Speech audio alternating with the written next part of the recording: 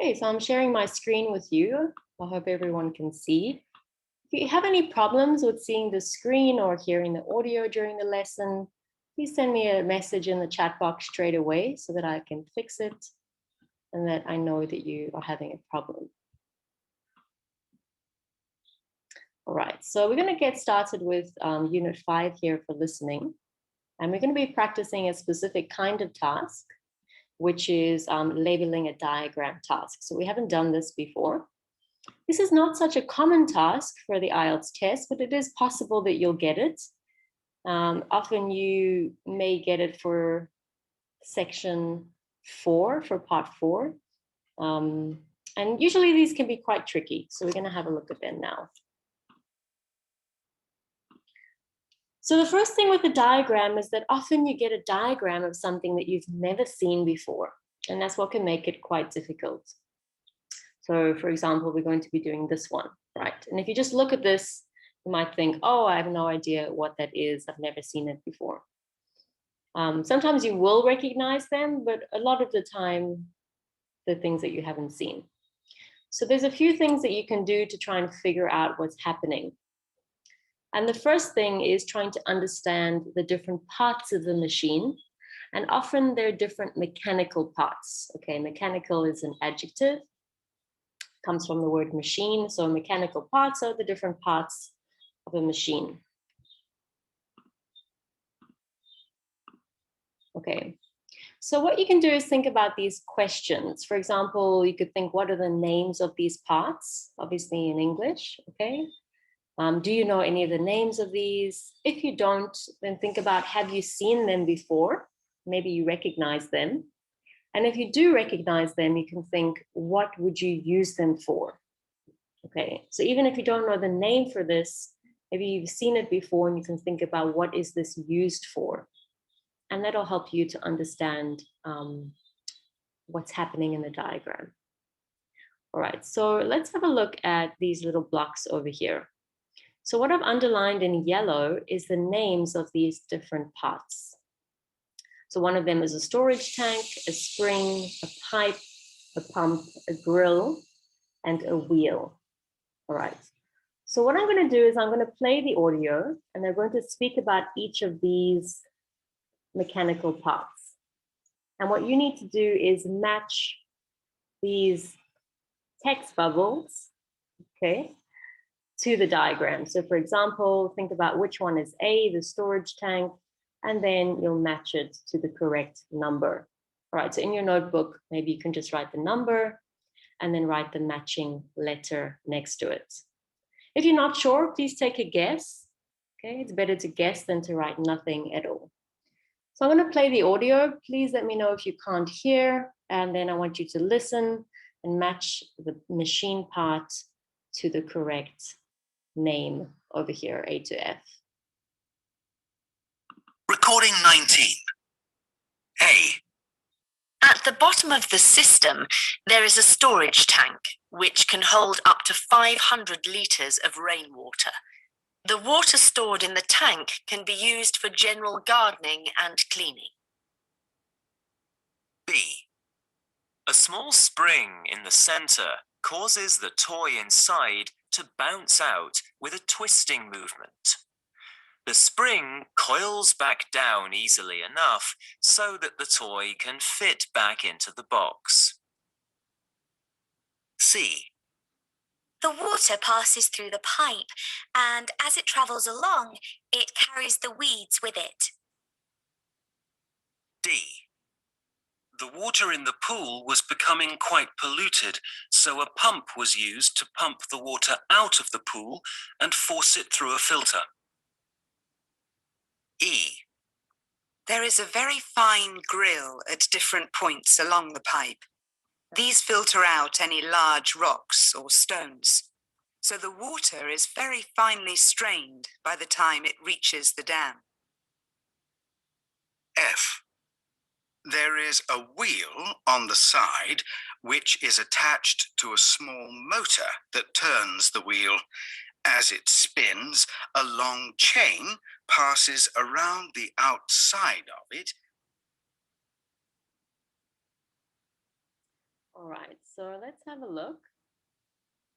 So I'd like you to use the chat box to write down your answers. Okay, we're going to do them one by one, so you can wait and do them together. And we're going to start with this one. Number one, please type the letter that matches picture number one, please, in the chat box.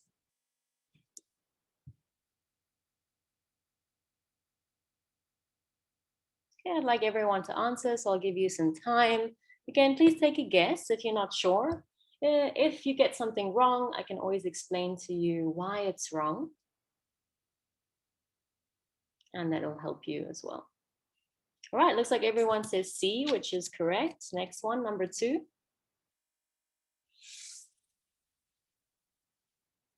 So number one is a pipe. Number two.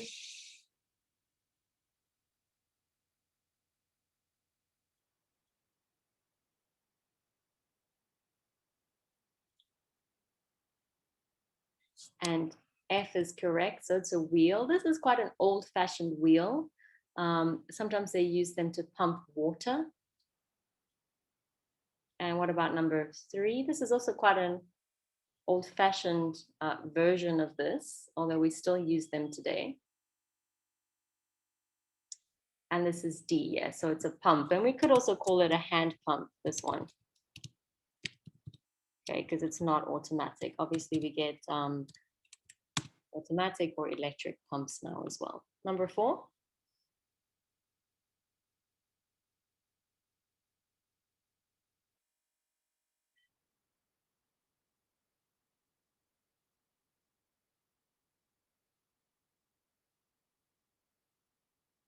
All right, B is correct. So this is a spring.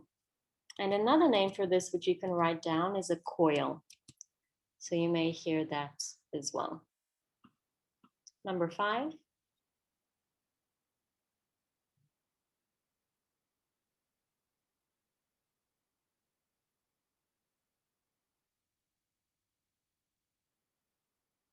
Okay, A is correct, the storage tank.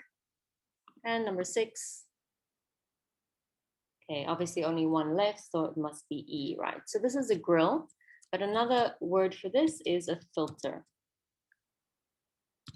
Okay, obviously the word grill has other meanings as well, but a filter, so we have them to filter out dust from the air or for other reasons as well. All right, so again, if there's any of these words that you don't know, please have a page in your notebook for vocabulary for IELTS, and you can just write these things down and build up a new vocabulary list. Okay, so I always recommend that you do that. The wider your range of vocabulary, the easier all the IELTS sections will be for you. Right, so let's move on to an actual diagram completion task. So the first thing you can do is just to have a look at the diagram. And before you start listening, remember you have that 30 to 45 seconds to examine the question before you listen. So use that time to look at the diagram and think about what you can see. All right. So the first thing to have a look at is that we have 4 answers that we need to fill in, and we have 6 options. Okay, so we need to match the options in the box to the 4 spaces. So there's 4 questions, 6 options. So obviously 2 of them are extras. Okay, these are the distractors. So all of these 6 options are going to be mentioned in some way. So you're going to hear all of them. But it's important to remember that 2 of them are distractors, incorrect answers. So you need to listen carefully. Okay, and they might mention something, but then they might tell you why it's not part of the machine. Okay, so please listen carefully. Right, so the first thing you can do is just have a look at how many options there are and how many questions there are. The second thing to have a look for always is the title or the heading. All right, and this tells you what the machine is of. So this is a machine and it's called the party popper machine. Okay. So let's take a guess at what this machine does. So I'll give you a clue. If you don't recognize this thing, I'm not sure if you use them in Cambodia, but we use them in a lot of Western countries. They're called party poppers. And we use them usually on New Year's Eve or the New Year's party. So what do you think? Can you let me know in the chat box, what do you think this is? What do you think I do with it?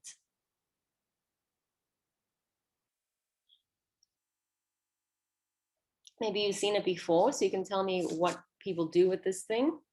Great, yeah, it shoots confetti when you pull the string. Okay, so we pull this, it pops or explodes, and some little confetti pieces of paper comes out of it. Okay, so it's like a mini, not really a firework, but it has the same idea. Okay, we pull the string, it pops, and confetti comes out of it. Okay, so now that you know what this is, can you explain to me what you think this machine does? For example, what do you think is the first thing that I might do on this machine? And then what is the aim of the machine? What does the machine do?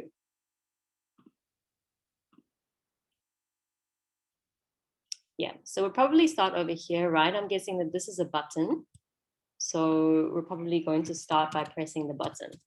Okay. What do you think happens after I press the button?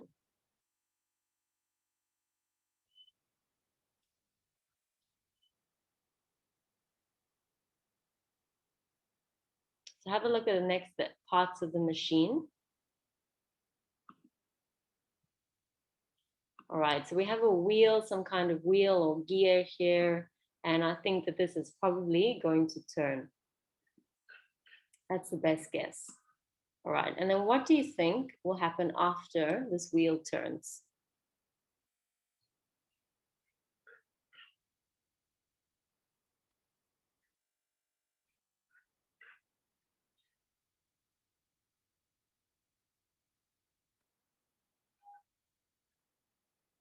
Okay, great.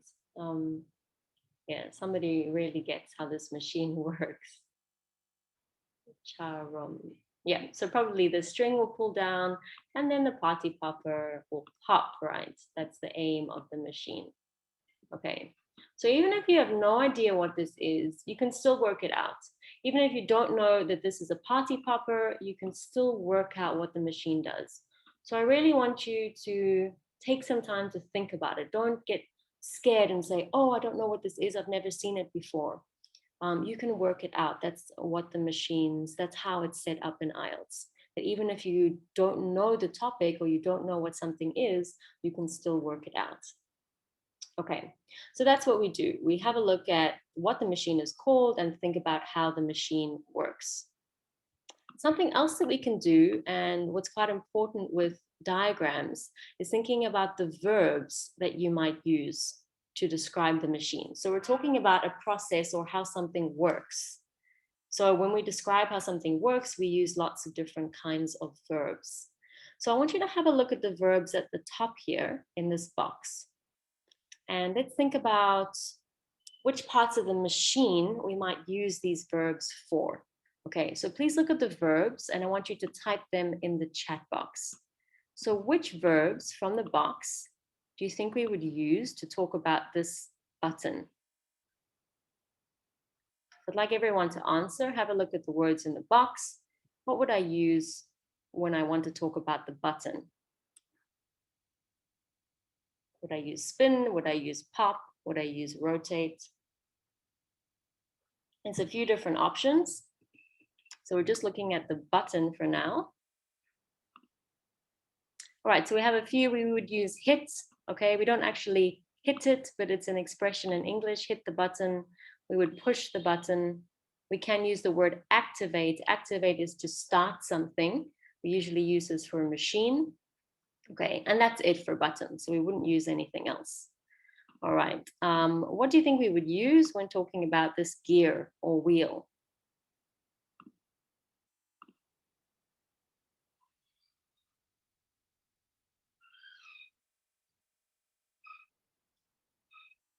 Right, we would use spin and turn. Anything else? We could use pull because it pulls the string.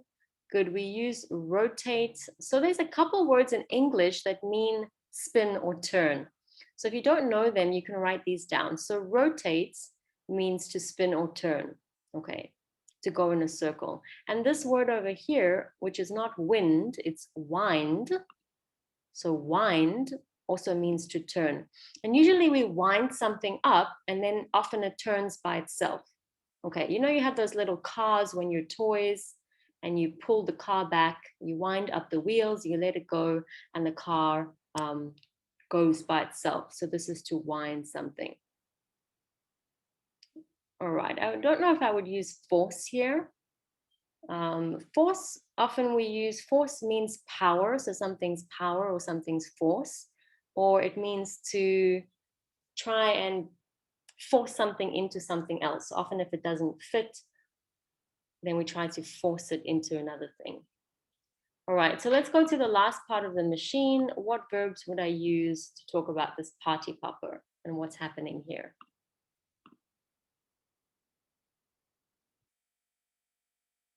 Great, now I would use pop. I would use explode, which is like pop, but bigger. All right, that's it. Okay, so there's a couple things that we wouldn't use here: hold, drag, and to wrap around. All right, so if you have time, try think about what verbs you could hear. You could even write them on the diagram, and that will help you when they say them to know which part of the machine they're talking about. All right, it's also good to spend some time looking at the different options. So as I said, they will mention all of them, and two of them are distractors. There may be some words, for example, C, detonator, that you don't know what it means. Okay, so if there's a word like this or a technical word, you're not expected to know what this means. So if there's a word that's difficult that you really don't recognize, they're going to mention it in the audio. Okay, so you can listen out for this word. They won't use a paraphrase, and they'll probably explain to you what this word means. All the other options, they may use a paraphrase. Okay, so be prepared to listen for paraphrases of these words. And here, this is a winder. So I explained wind means to turn. So remember that. All right, so we're going to do the task now. So I'm going to play the audio. What you need to do is listen. And for each of the numbers, just write the matching letter from the box. Okay, please listen carefully. We're only going to listen once and listen for any distractors. So when they say something, but then they give you a reason why it's not part of the machine. Okay, so everyone ready? Write down number 1 to 4 and match it with the parts.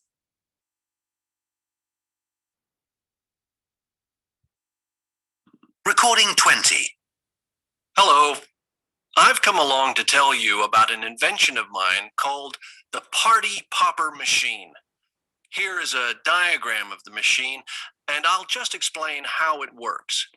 It's basically a set of interconnected cogs and wheels that rotate in turn and cause a party popper to pop. The process begins with what I like to call the party starter. It's located on the top of the base at the front. I was very fond of wind-up toys when I was young, but sadly I couldn't find a way to attach a winder to this contraption. But I think this big round button looks nice and dramatic, and my children fight over getting to push it. The button activates a small motor that's housed directly under the box at the front. It generates enough power to get everything going, but not so much that it overheats and needs a cooling fan. The legs elevate the base and help with that. The base also has another use, as it can also hold up to 10 spare party poppers, so you never need to worry about running out. Once the motor is running, it turns the spiky wheel that is attached to the loaded party popper. I call this the detonator. As it turns, the string of the party popper slowly wraps around it and is pulled tighter and tighter until it explodes. So much fun! Recording 21. All right, so if you're missing any answers, please take a guess and think about the words and think about which one you think would be the best fit if you didn't hear the answers. All right, so let's go ahead and check. What is your answer for number 1? Please write the letter only in the chat box.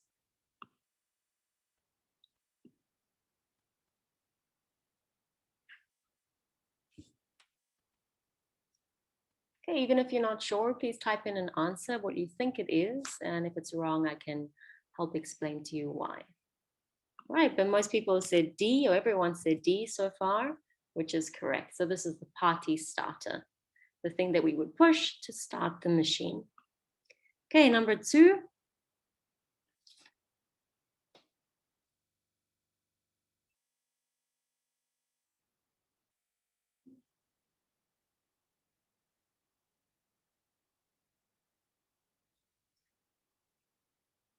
All right, please take a guess if you're not sure. I only have 3 answers.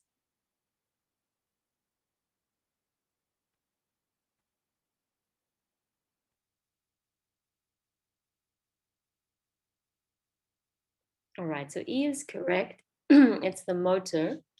The distractors for this question, you could have had F, which they mentioned before, or perhaps you even said A, which they mentioned before. So these ones were both the distractors. And we're going to listen again in a second to understand why these ones were the distractors. Okay, so these ones are incorrect answers. Which means I've told you the answers for the others. All right, number 3.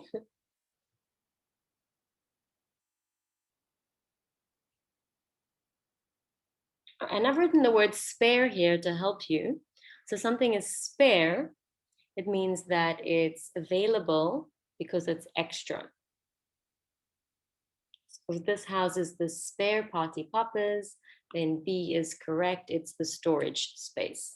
Okay, and the last one, number 4.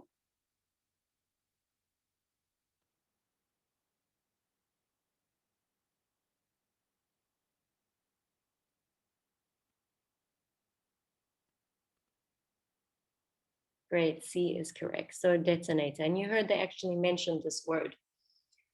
So the word detonator comes from the verb to detonate with an E on the end, which we use for a bomb. So we detonate a bomb, meaning imagine this is a little bomb and we use the word detonator. Okay, so the thing that's going to make the party popper pop.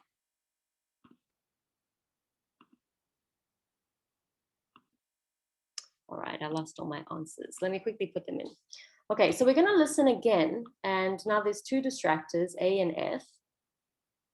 So I want you to listen now and write down the reason why these 2 answers are incorrect. Okay, so they mention them. We need to listen for why F and A are incorrect answers. Okay, so please write down a reason why these 2 answers are not correct. Recording 20. Hello. I've come along to tell you about an invention of mine called the party popper machine. Here is a diagram of the machine, and I'll just explain how it works. It's basically a set of interconnected cogs and wheels that rotate in turn and cause a party popper to pop. The process begins with what I like to call the party starter. It's located on the top of the base at the front. I was very fond of wind-up toys when I was young, but sadly I couldn't find a way to attach a winder to this contraption. But I think this big round button looks nice and dramatic, and my children fight over getting to push it. The button activates a small motor that's housed directly under the box at the front. It generates enough power to get everything going, but not so much that it overheats and needs a cooling fan. The legs elevate the base and help with that. The base also has another use, as it can also hold up to 10 spare party poppers, so you never need to worry about running out. Once the motor is running, it turns the spiky wheel that is attached to the loaded party popper. I call this the detonator. As it turns, the string of the party popper slowly wraps around it and is pulled tighter and tighter until it explodes. So much fun! So let's start with the first thing that was mentioned, which was F, the winder. So why is F an incorrect answer? What did they say about the winder?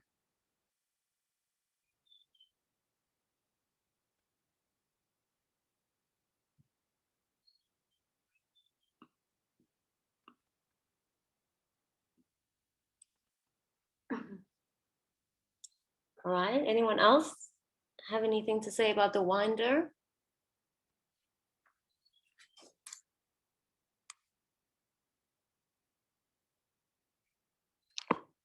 Right, yeah, he couldn't find anywhere to attach it. That's great, correct. So he said he wanted to put one because he liked them when he was a child, but he couldn't find anywhere to attach it.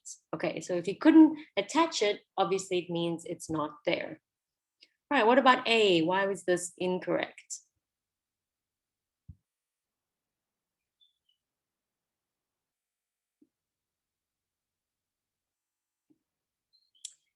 Yeah, so a cooling fan obviously cools things. So the reason that they don't need it is because it doesn't overheat. Okay, so there's no need for a cooling fan. So great, thank you for that answer. That's correct. If you don't know this phrase, you can write it down. We use the word overheat. Okay, which obviously means it gets too hot. So this machine doesn't overheat. They also said that the base is elevated, which means raised off the floor. So it doesn't overheat and they don't need a cooling fan. All right, so please remember, we have these, we call them negatives. So they've mentioned them and then they've said why they don't need them. Okay, so please listen carefully for any negatives and distractors. All right, great. So we're going to move on to some new tasks. So I'm going to share the next screen with you. Okay, and we're going to move on to Unit 6. If you do have the book, you can move to the next unit with me. All right, so now we're going to be having a look at attitude and opinion, which is important. So remember, section 1 and section 3 are conversations between 2 or more people. So when there's 2 or more people speaking, we need to listen carefully for their attitude, which means what they think, or how they feel about something is their attitude, and their opinions is what they think of something. And often if we know how they feel and what they think, it'll help us to answer the questions. Okay. Also, when we have 2 people speaking, often they're trying to reach a decision. So we need to recognize what language they use to reach a decision. Okay, so we're going to have a look here. I filled these in for you. So this is all language that we use when people are discussing things, trying to reach a decision, or discussing a topic or an argument about something. So I filled these in for you already. What we're going to do is listen to them, and I want you to decide which one of these they match. So what do we use these words in blue for? Are they used to show strong agreement, to show neither complete agreement nor disagreement? So imagine your opinion is 50-50, okay? Or we could also call this neutral.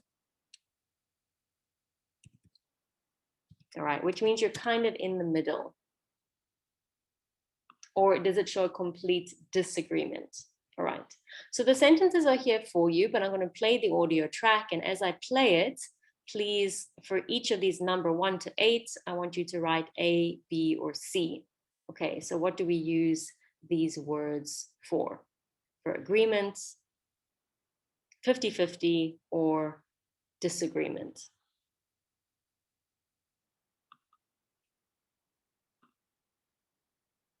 Recording 23. 1. Well, I agree up to a point. 2. I think that's a really valid point. 3. Well, I'm not so sure about that. 4. I think you're absolutely right. 5. That's a bit hard to believe. 6. I think that's highly unlikely. 7. That seems doubtful to me. 8. I have to admit, I don't like the sound of that at all. Recording 24. All right, let's have a look. So please just type A, B, or C in the chat box. What do we use number 1 for? Agree up to a point. So this up to a point is what's important. So a couple of you are saying A, but when I say up to a point, is this strong agreement? Do I agree completely? Or is it neither complete agreement nor complete disagreement? So the answer here is B. Okay. So this is not really neutral, but it's like 50-50. Okay, I agree up to a point, which means there's also some things that I disagree with. What about number 2?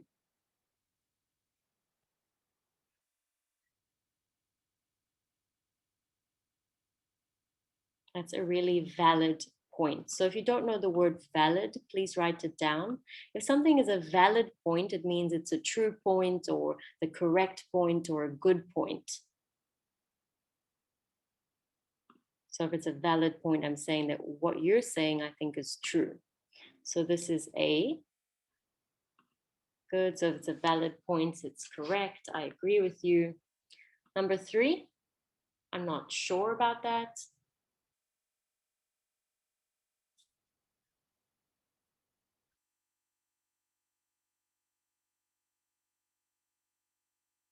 Okay, so this is not a complete opinion. This is B again. I'm not so sure, which means I disagree, but not completely. Number 4.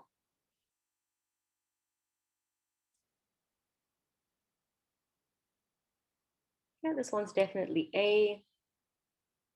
Number 5.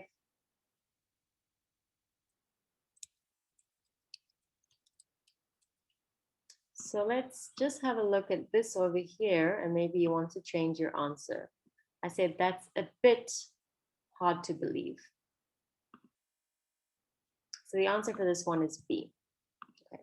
If I had just said that's hard to believe without this, it would have been C.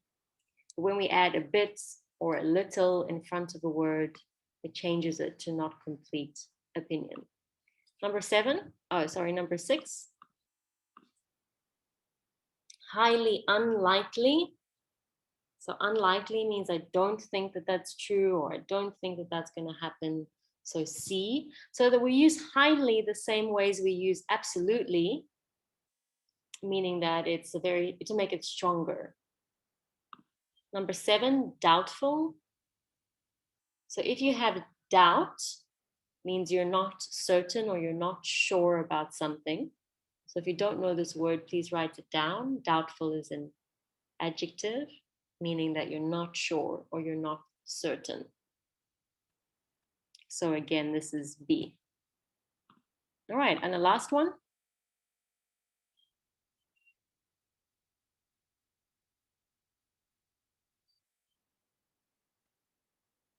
So this phrase here, at all,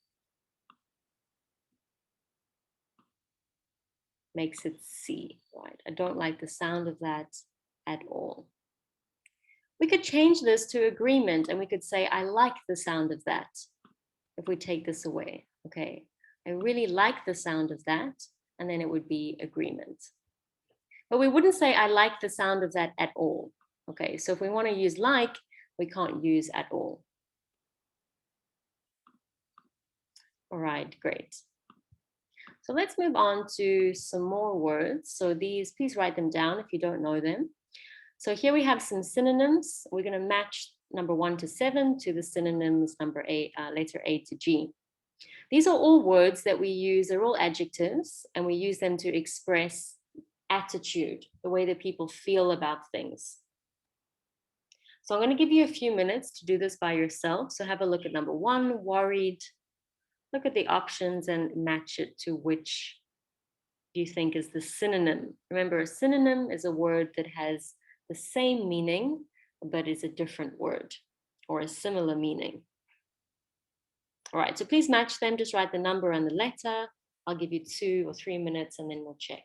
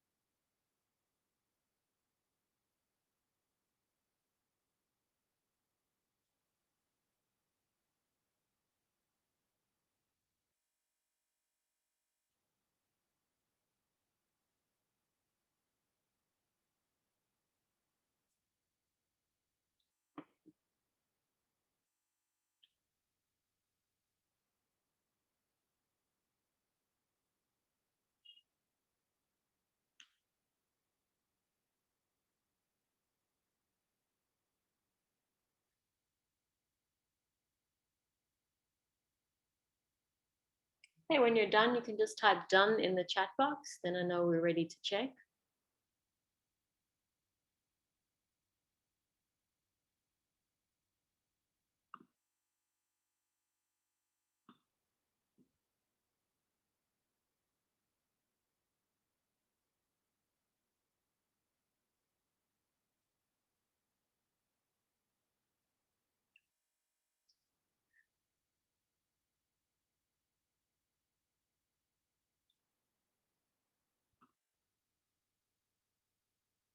All right, let's go ahead and check then.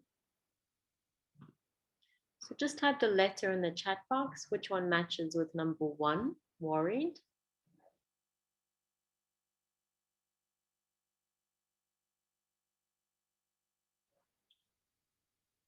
Great. D, concerned is correct. Number 2, enthusiastic.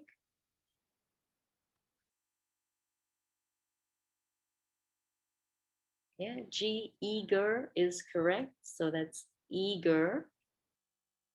If you want to practice the pronunciation, you can say it after me at home. What about number 3, afraid?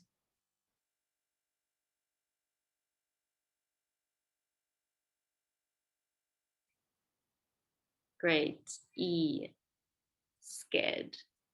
Number 4, confused.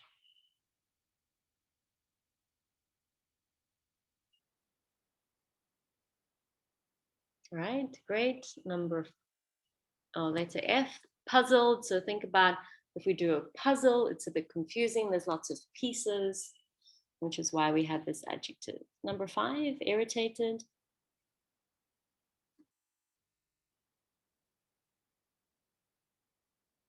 Great. C, annoyed. Number 6, reluctant.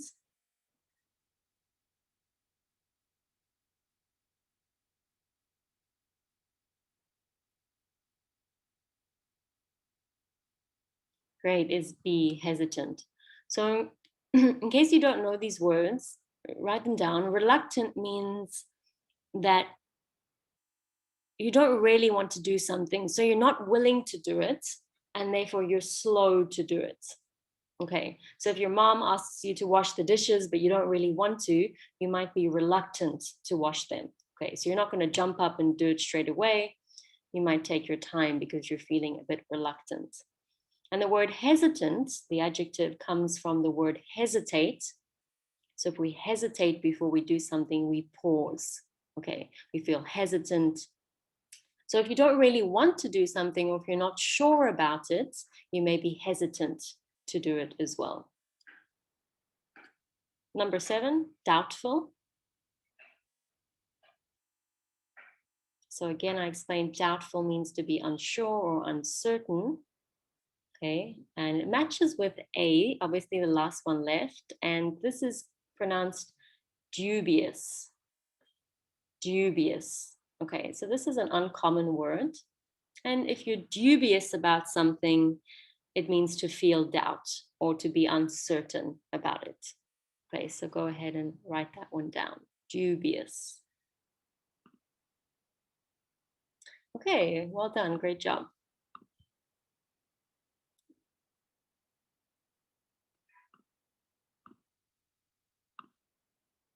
All right, so let's move on. Okay, so we're going to have a look at, so why synonyms are important is often they help you to answer the question. So here we have a short question that we're going to listen to, and we need to write down, pick which answers the question, what aspect, so which part of the research did the students find surprising? So they're probably not going to use the word surprising in the audio, so we need to listen out for synonyms for this. We also need to listen for the opposite, which is unsurprising. So before we answer the question, I'm going to cover it up because I just want you to listen for synonyms of these two words. Okay, so I'll play the audio, write down any synonyms you hear for surprising and the word unsurprising.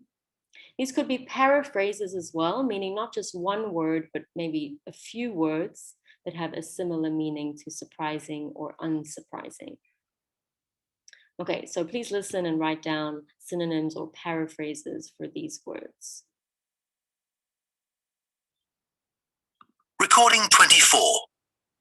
So, what did you think about the research? I thought it was well thought out, although it did take 3 years to produce any results. Yes, but that's to be expected given the age of the participants. I mean, they had to chart their progress over several years. I suppose so. But didn't you think the results were astonishing? I know I did. Yeah, me too. It's amazing to think that watching TV can have such a clearly demonstrated effect on children's obesity problems. It's quite alarming, really. I agree. People were generally unimpressed by the findings, though, which is typical when there's a suggestion that we change our behavior. All right, so let's write down some synonyms. If you didn't hear them all, that's fine. So we'll start with surprising. Please write the synonyms for surprising in the chat box.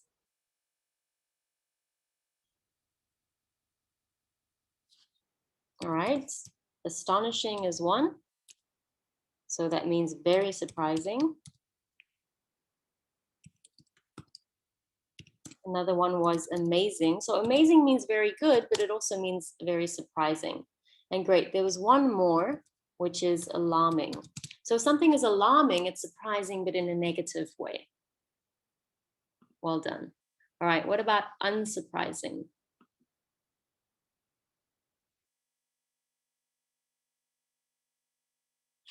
Great, to be expected. So if we expect something, obviously it's not surprising.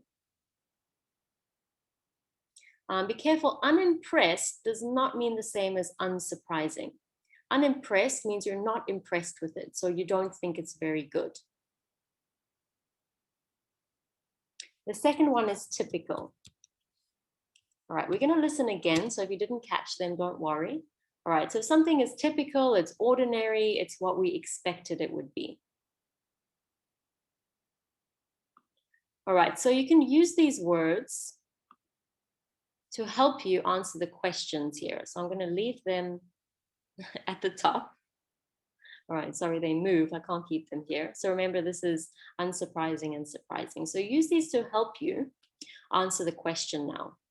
All right, so we're going to listen again, and please write down A, B, or C. What aspect of the research did they find surprising? Okay, so obviously, if they use to be expected or typical for any of these options, they're obviously not the answer. So you need to listen for something that they find astonishing, amazing, or alarming. And that could be the answer here. Okay, so A, we have the amount of time it took. Remember, you can always underline keywords. So the amount of time it took to achieve results, the reaction of the public to the research, and the findings that the research produced. Okay, so just write down A, B, or C, and we'll listen again. Recording 24. So, what did you think about the research? I thought it was well thought out, although it did take 3 years to produce any results. Yes, but that's to be expected given the age of the participants. I mean, they had to chart their progress over several years. I suppose so. But didn't you think the results were astonishing? I know I did. Yeah, me too. It's amazing to think that watching TV can have such a clearly demonstrated effect on children's obesity problems. It's quite alarming, really. I agree. People were generally unimpressed by the findings, though, which is typical when there's a suggestion that we change our behavior. Recording. All right, so you may have seen that they didn't mention them in order. So let's go ahead and check. So what do you think is the answer, A, B, or C?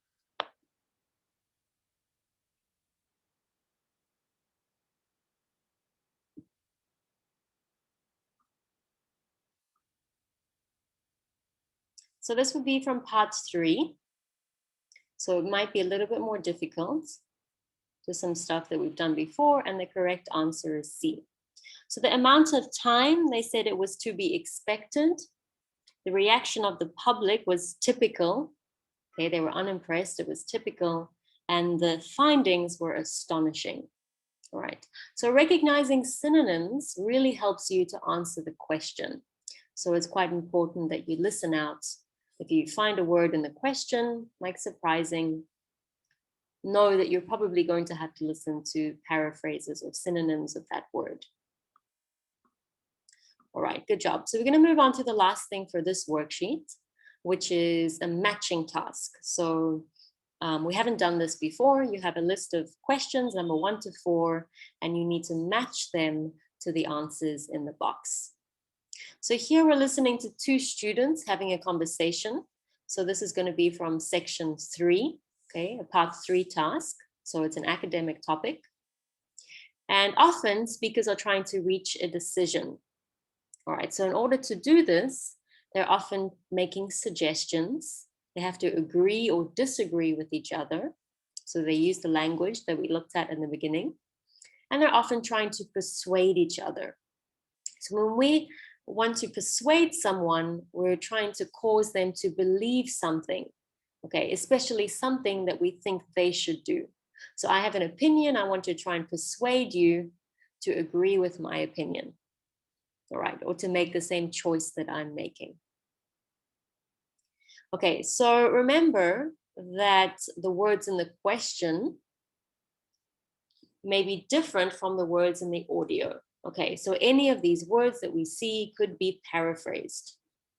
So be ready to listen for that. So what you can do before you listen is just quickly have a look at the options and the options in the box, and think about any paraphrases that you may hear for some of these words. Another thing that's important is that these options in the box are not going to be in the same order as the listening. They're going to be in a random order, which means you're not going to hear A, B, C, D, and so on. First, they may say B, something about the method of the presentation. Then they may use E, checking the sources, then they may use see, and so on. Okay, that makes it a little bit more difficult. These are going to be in order. So first they're going to discuss the presentation, the introduction, advantages, and so on. But these ones, which is important, are in a random order. Okay, so you need to listen and be ready to listen to any of these. So it's a good idea to read these a few times so that you're familiar with them. All right, so here's our question. What do the students decide to do with the different sections of their project? So here we have the different sections, and here we have the decisions that they make. All right, let's have a look at some synonyms before we start.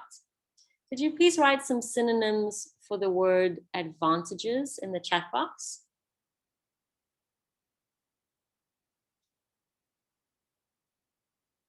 So what other words have a similar meaning to the word advantages?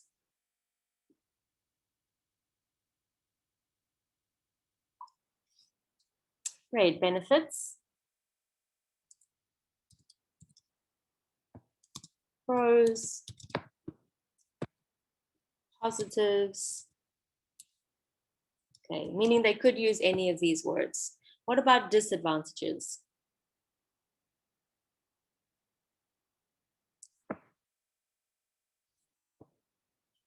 Cons, yeah.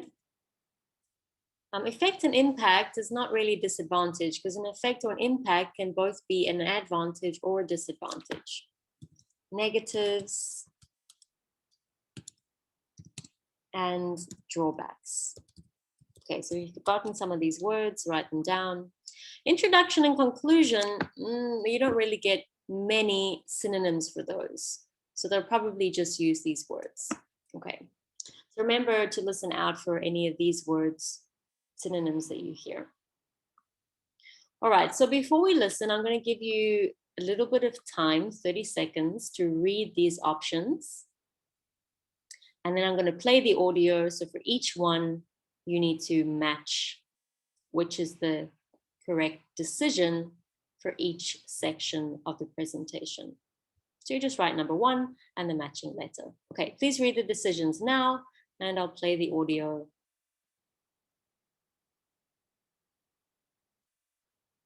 In a few seconds.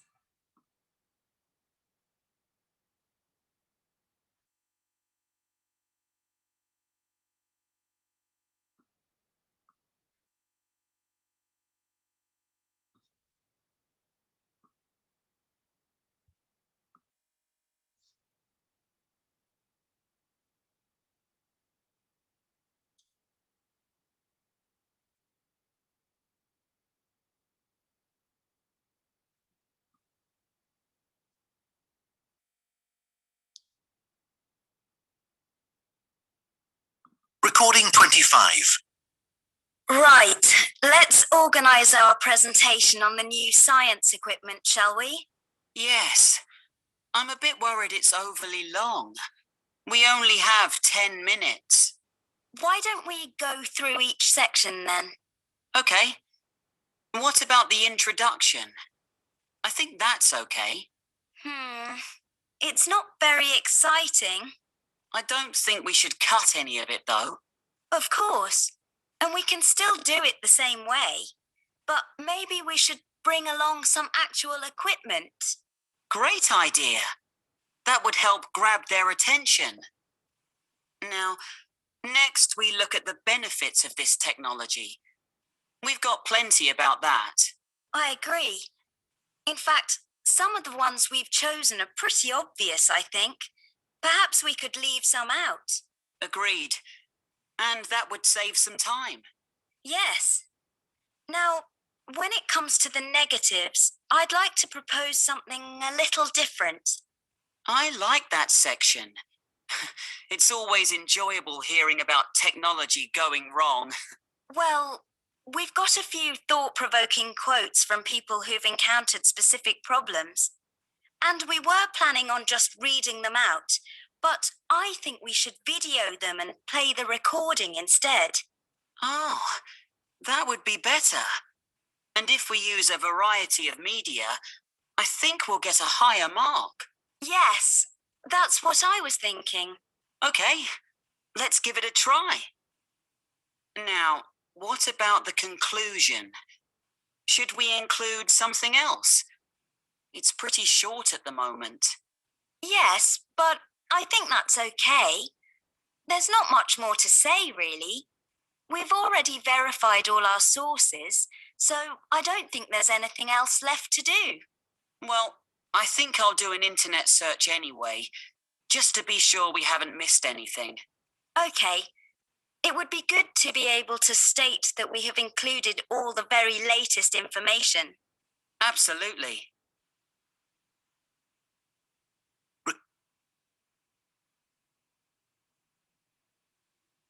All right, if you're not sure about any answers, just quickly read the decisions again and take a guess.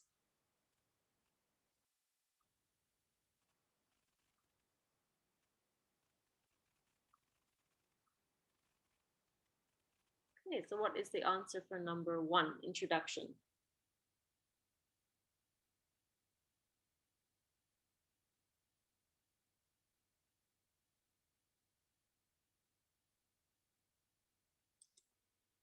All right, D is correct, to make it more interesting. If you didn't get the answers, we're going to listen again at the end. The next one, number 2.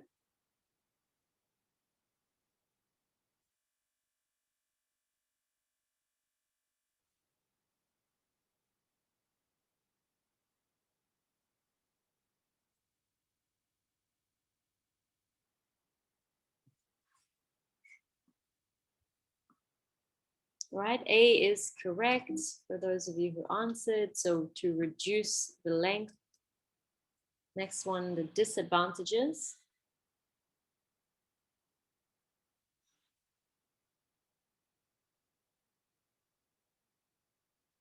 Right, B is correct. Okay, and the last one, the conclusion.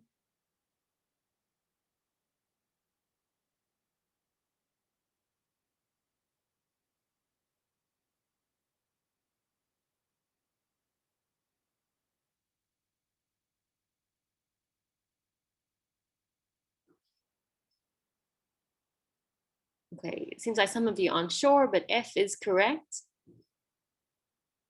So F, to make sure they have current data. All right, so if you didn't get the answer, if you got some of them wrong, we're going to listen again. So please listen to why these ones are correct. But to help us, what we're also going to do is listen for some paraphrases and synonyms.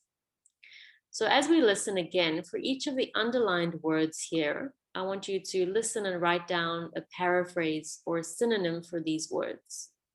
Okay. And these would have helped you, or they're going to help you to answer the question. Okay, so don't worry about these two. We've done them already. Just each of these underlined words, write down a synonym. Recording 25.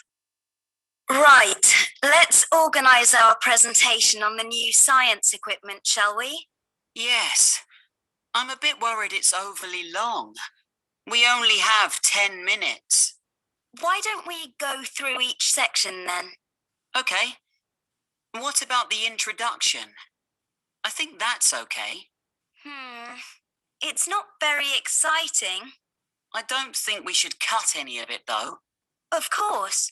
And we can still do it the same way. But maybe we should bring along some actual equipment. Great idea. That would help grab their attention.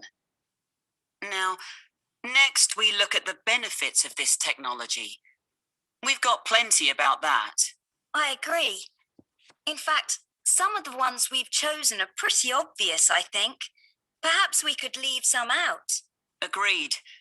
And that would save some time. Yes. Now, when it comes to the negatives, I'd like to propose something a little different. I like that section. It's always enjoyable hearing about technology going wrong. Well, we've got a few thought-provoking quotes from people who've encountered specific problems. And we were planning on just reading them out, But I think we should video them and play the recording instead. Oh, that would be better. And if we use a variety of media, I think we'll get a higher mark. Yes, that's what I was thinking. Okay, let's give it a try. Now, what about the conclusion? Should we include something else? It's pretty short at the moment. Yes, but I think that's okay. There's not much more to say, really. We've already verified all our sources, so I don't think there's anything else left to do. Well, I think I'll do an internet search anyway, just to be sure we haven't missed anything. Okay. It would be good to be able to state that we have included all the very latest information. Absolutely.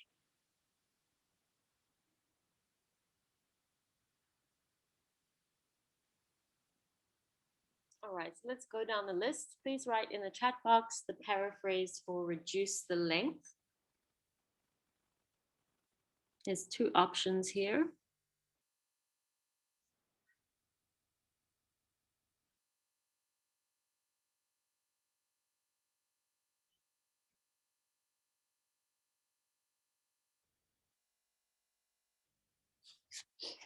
Okay, so we can use cut. So after cut would come the object. So we cut something, meaning to make it shorter, not to cut it with scissors, or to leave it out.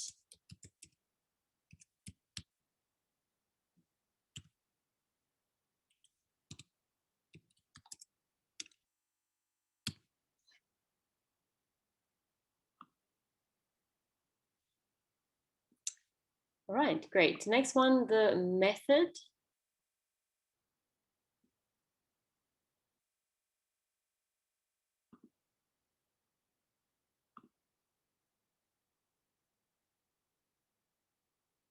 So yeah, this one's a little bit tricky. We're just looking at the word method and what we can replace it with, and we can replace it with the word way.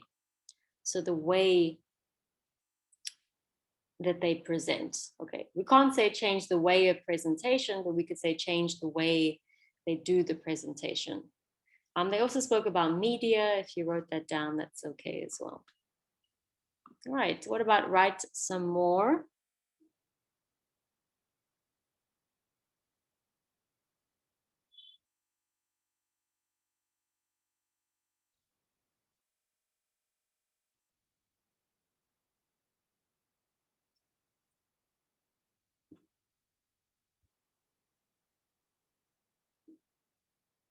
Okay, or what word can we use to add more information?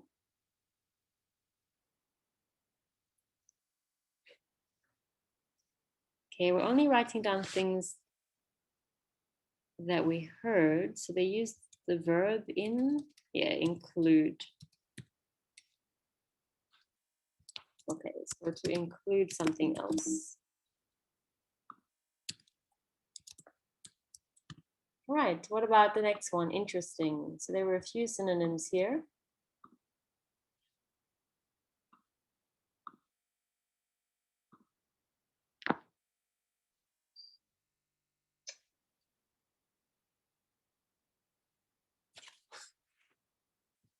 Okay, exciting was one of them.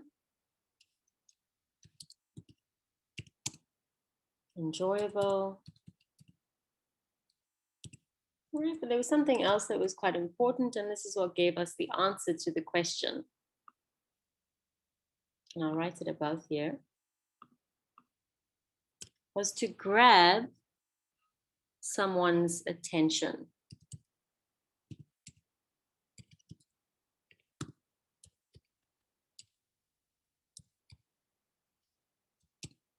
I'm not sure if I'm going to fit it in on the screen. All right, I'll have to see if I can move it up. Wow. Put it over here. Okay.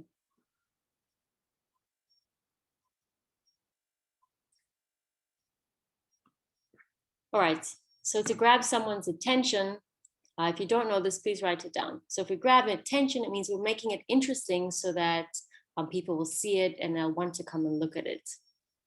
Right, next one, check, is a verb.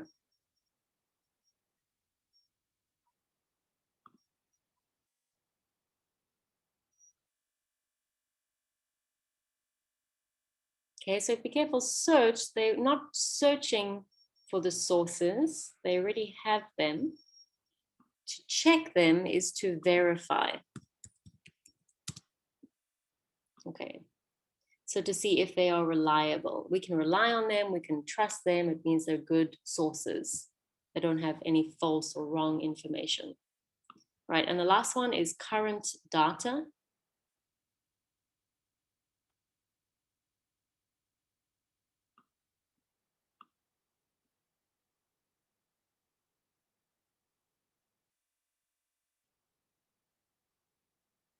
Good is the latest, or the very latest information.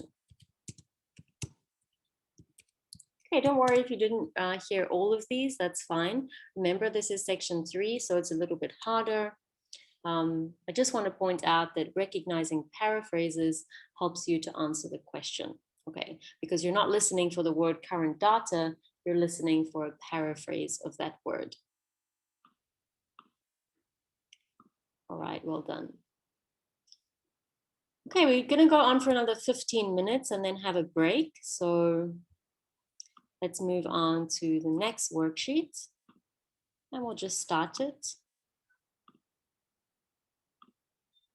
Okay, so if you have the book, we're going on to the next one. Unit 7, and now we're going to start on section 4. Okay, so a lot of what we just did before was section 3, and now we're going to start on section 4.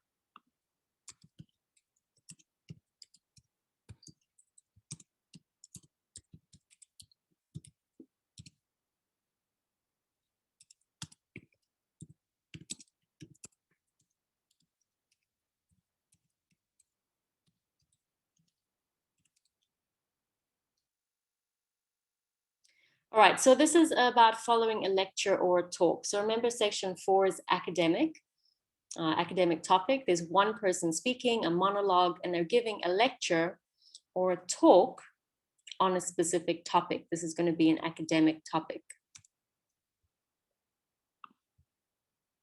All right, so this can be tricky. So try your best. If you don't get all the answers right for this worksheet, don't worry too much about it, okay? It just means you need to practice. We're going to be trying some new questions that we haven't done before, some new tasks, completing a summary task and also a short answer task. Okay.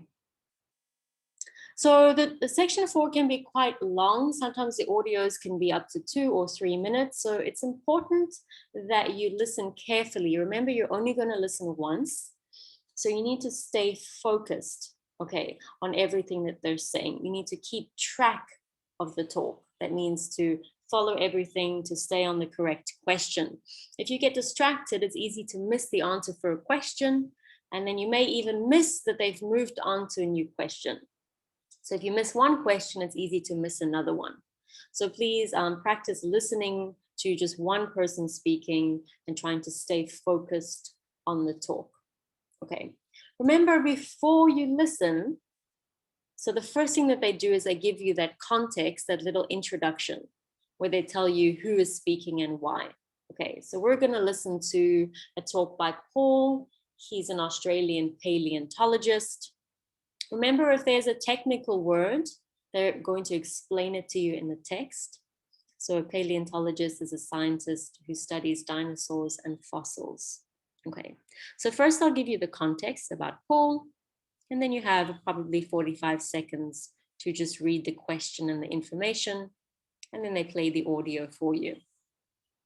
All right, so the first thing that we're going to do just to practice staying focused is here are the points that he talks about. Okay, there's 6 of them. And we're just going to put them in order. So these are in the wrong order. We're going to listen and put them in the correct order that he mentions them. Okay, so let's just number them. So this will be A, B, C, D, E, F. Okay, So please write down the numbers in your chat box. There's 6 of them. And then we're going to listen and put them in order. So if the first thing that you hear is about the field trip that he went on, then you can put a number 1 over here. Okay, so quickly read them. I'll give you a few seconds and then I'll play the audio.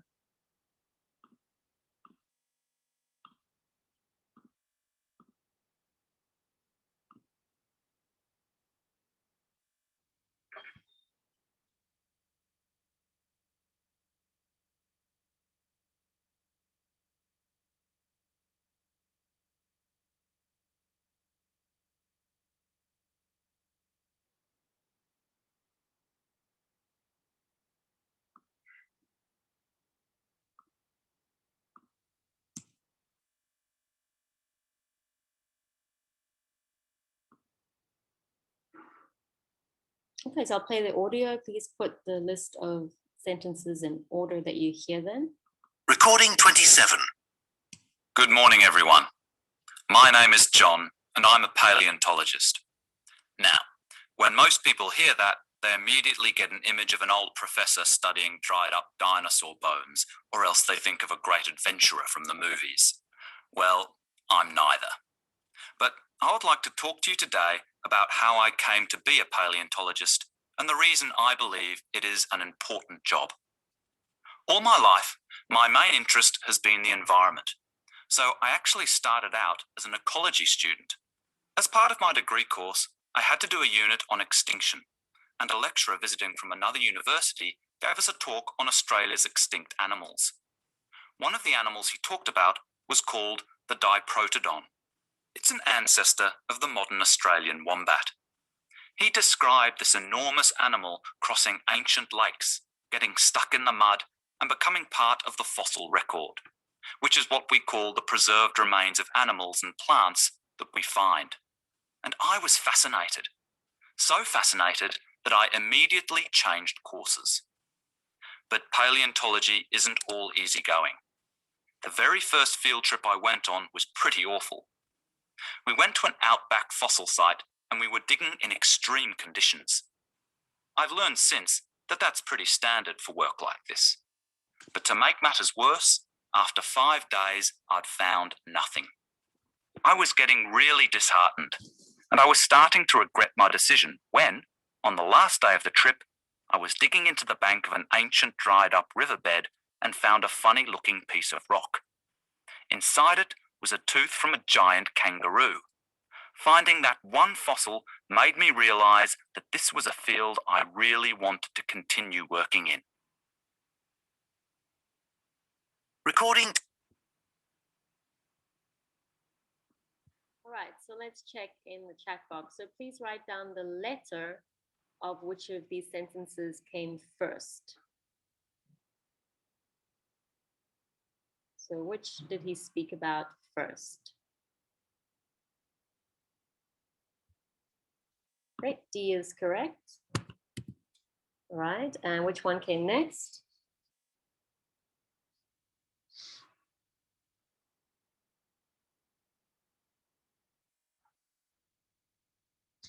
Great, F next.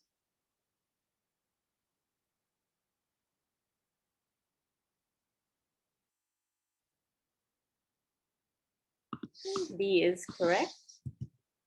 Okay, what came next?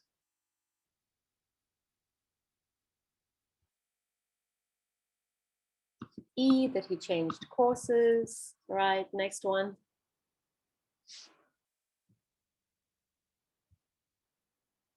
Great, the first trip that he went on. I should be writing the number, not the letter. Anyway, I think you get it. Okay, and the last one, obviously there's one left, so that's got to be C for number 6. Okay, so well done. That's just to help us stay focused. Okay, so here we have a little question, and the question says, which sentence describes the main topic of the talk? Okay, so you may get a multiple choice question like this that asks you about the main topic. But also what's important is that all the questions in the IELTS listening are asking you about the main topic. So all the questions are surrounded by the main topic.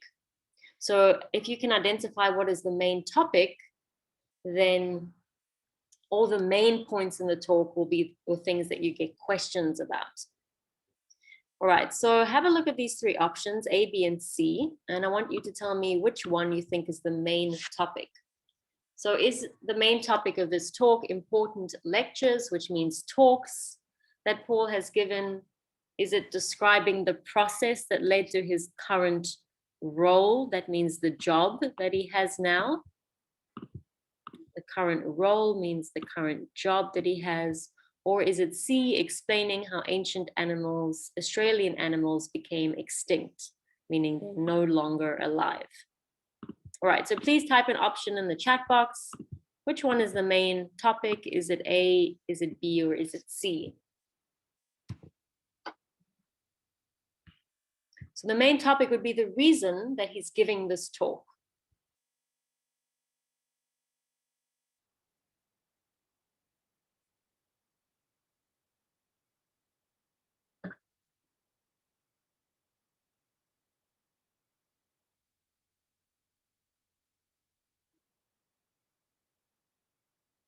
All right, and the correct answer is B. Okay, the main point is to describe the process that led to his role. Okay, he's speaking about the professor that he met, that he changed courses, okay, the unit that he had to do on extinction, and then what he found. So, which means all the questions in the IELTS are going to be about this topic. All the questions will be about what led to him changing roles, changing jobs. Okay, what all the questions will be about this process. So let's have a look at what I mean with the next question. So this is a summary completion task. Okay, here we have 4 questions, and all of these questions are going to be about the process that led to the change in his role in the job that he's doing, or that led to the current job. So with these types of questions where you have a gap in the sentence, the first thing that you can do is try and decide what part of speech you're using for each gap. Meaning, is it going to be a noun? Is it a verb? Is it an adjective? And so on. So let's go to the first gap. So read the sentence, and I want you to tell me what kind of word are we using for this gap. So Paul was interested in the something, so he took an ecology course at university. So is the missing word a noun, an adjective, a verb, a preposition?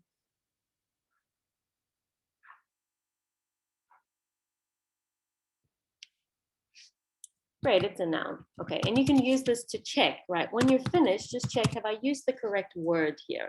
If I wrote a verb in this sentence, obviously it's wrong. Then we can also think about a question that we could ask about the gap. So for this gap, we could say, what was Paul interested in? Or why did he take the ecology course?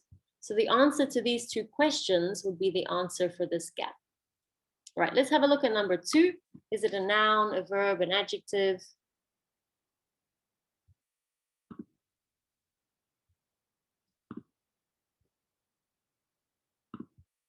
So we took a section on. Great, it's a noun. Okay, I'll just put an N. Now I want you to think of what question could we ask about this gap? The course included a section on, and an interesting lecture caused him to quickly change his degree. So like this, could you try and write a question for this gap and type it in the chat box?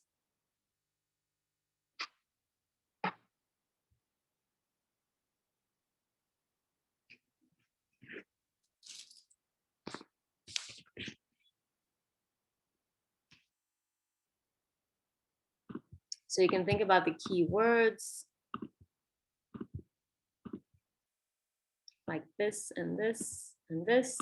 How could we write a question using these keywords for this gap?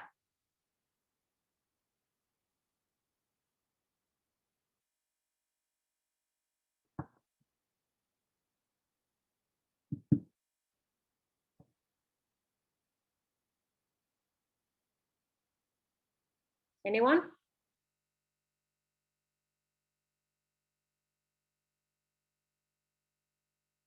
Yeah, Yeah, we could say, what does the course include? Or what section does the course include? Or we could say, what lecture caused him to change his degree? So either of those would be fine. Great. Okay, the simple one, what did the course include? Or what caused him to change his degree? Great, let's move to number 3. So first tell me what kind of word we're using for the gap in number 3. Yeah, this gives us a clue.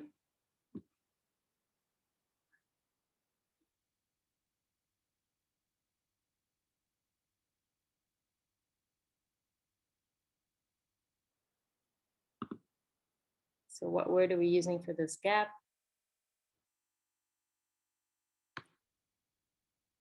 Describes the condition as. So after as, what do we use? An adjective. Yeah. Okay, great. Now let's think of a question that we can ask. So have a look again. Look at the keywords, working in paleontology, and he describes the conditions as. So how can we make a question out of these keywords?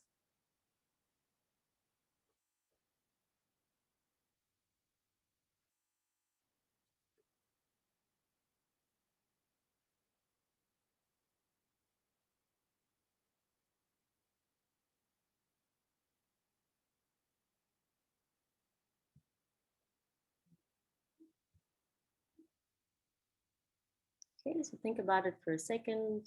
He's working in paleontology and this. Yeah, we could say, what is working in paleontology like? Or what are the conditions of working in paleontology usually like?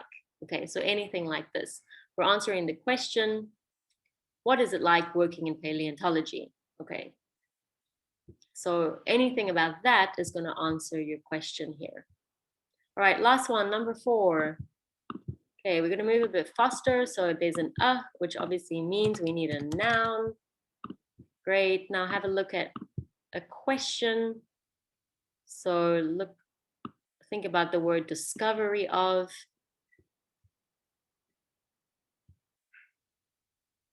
How can we make a question using discovery?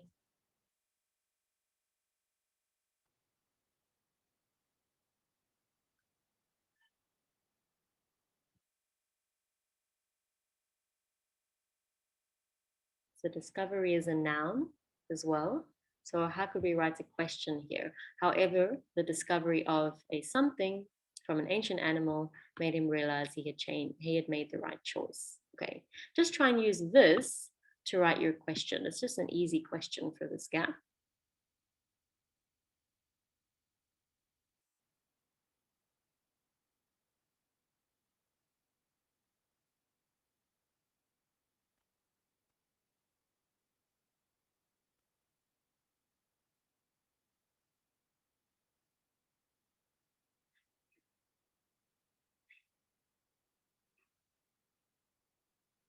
Right, anyone got a word?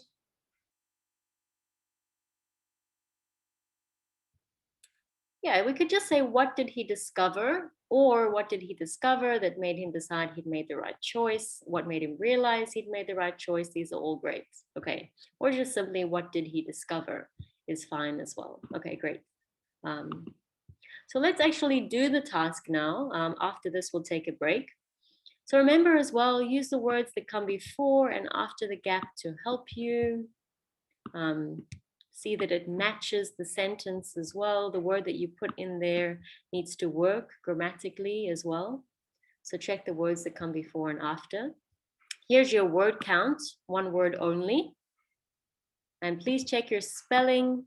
Remember, if it's spelled incorrectly, the answer is also wrong. Right, I'm going to play the audio. So for each gap, 1 to 4, please write down 1 word. Recording 27. Good morning, everyone. My name is John, and I'm a paleontologist. Now, when most people hear that, they immediately get an image of an old professor studying dried-up dinosaur bones, or else they think of a great adventurer from the movies. Well, I'm neither. But I would like to talk to you today about how I came to be a paleontologist and the reason I believe it is an important job. All my life, my main interest has been the environment. So I actually started out as an ecology student. As part of my degree course, I had to do a unit on extinction, and a lecturer visiting from another university gave us a talk on Australia's extinct animals. One of the animals he talked about was called the diprotodon. It's an ancestor of the modern Australian wombat. He described this enormous animal crossing ancient lakes, getting stuck in the mud and becoming part of the fossil record, which is what we call the preserved remains of animals and plants that we find. And I was fascinated, so fascinated that I immediately changed courses. But paleontology isn't all easygoing. The very first field trip I went on was pretty awful. We went to an outback fossil site and we were digging in extreme conditions.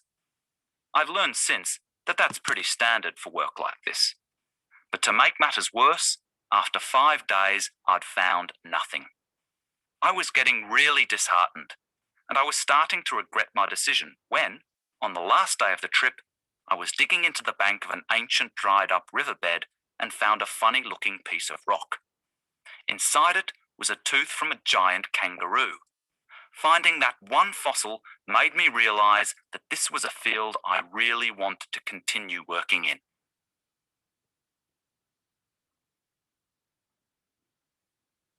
All right, let's check the answers. So what is your answer for number 1? So here we're looking for what he was interested in.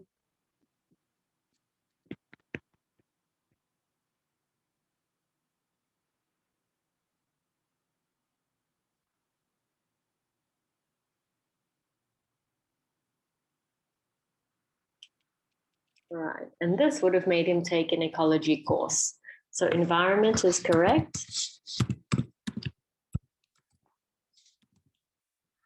Just check your spelling. Okay, number 2. So now this is the section that the course included, which caused him to change his degree.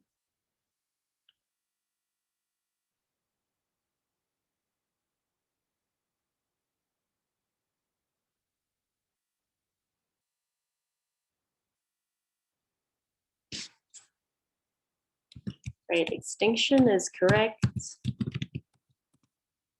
Okay. Now for this answer, there was a distractor. So let's see if you got it. So what does he describe the conditions as?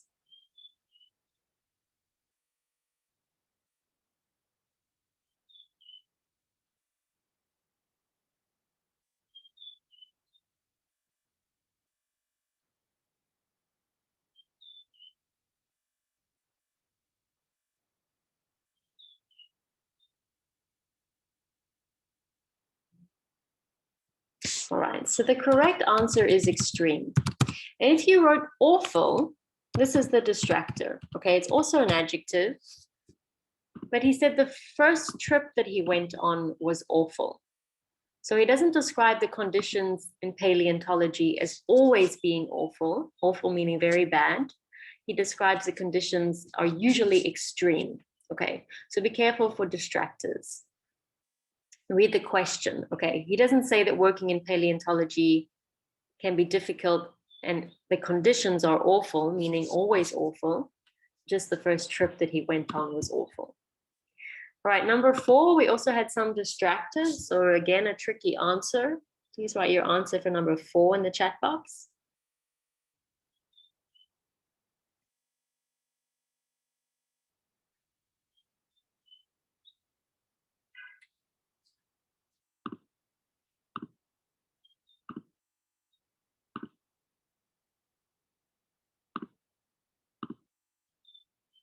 And what's important here is what comes afterwards. It says from an ancient animal.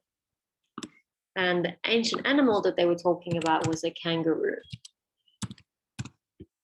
So the correct answer for this is a tooth from an ancient animal.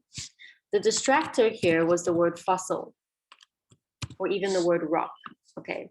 Because they are asking for something specific.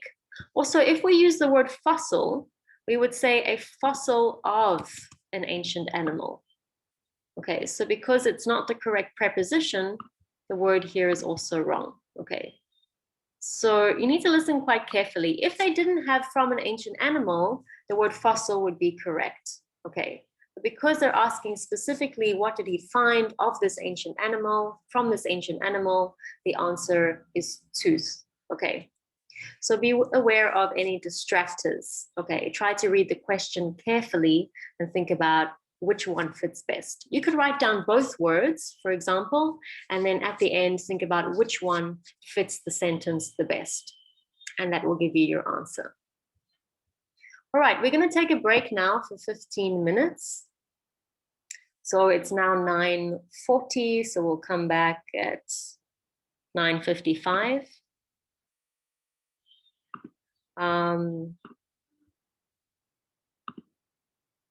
All right, actually, because I want to do the test at the end, let's make it a bit shorter, sorry. And we're just gonna take 10 minutes so that we have time to do the test. So let's take 10 minutes and we'll come back at 9:50. Okay. All right, so have some coffee or a snack and we'll see you back in 10 minutes.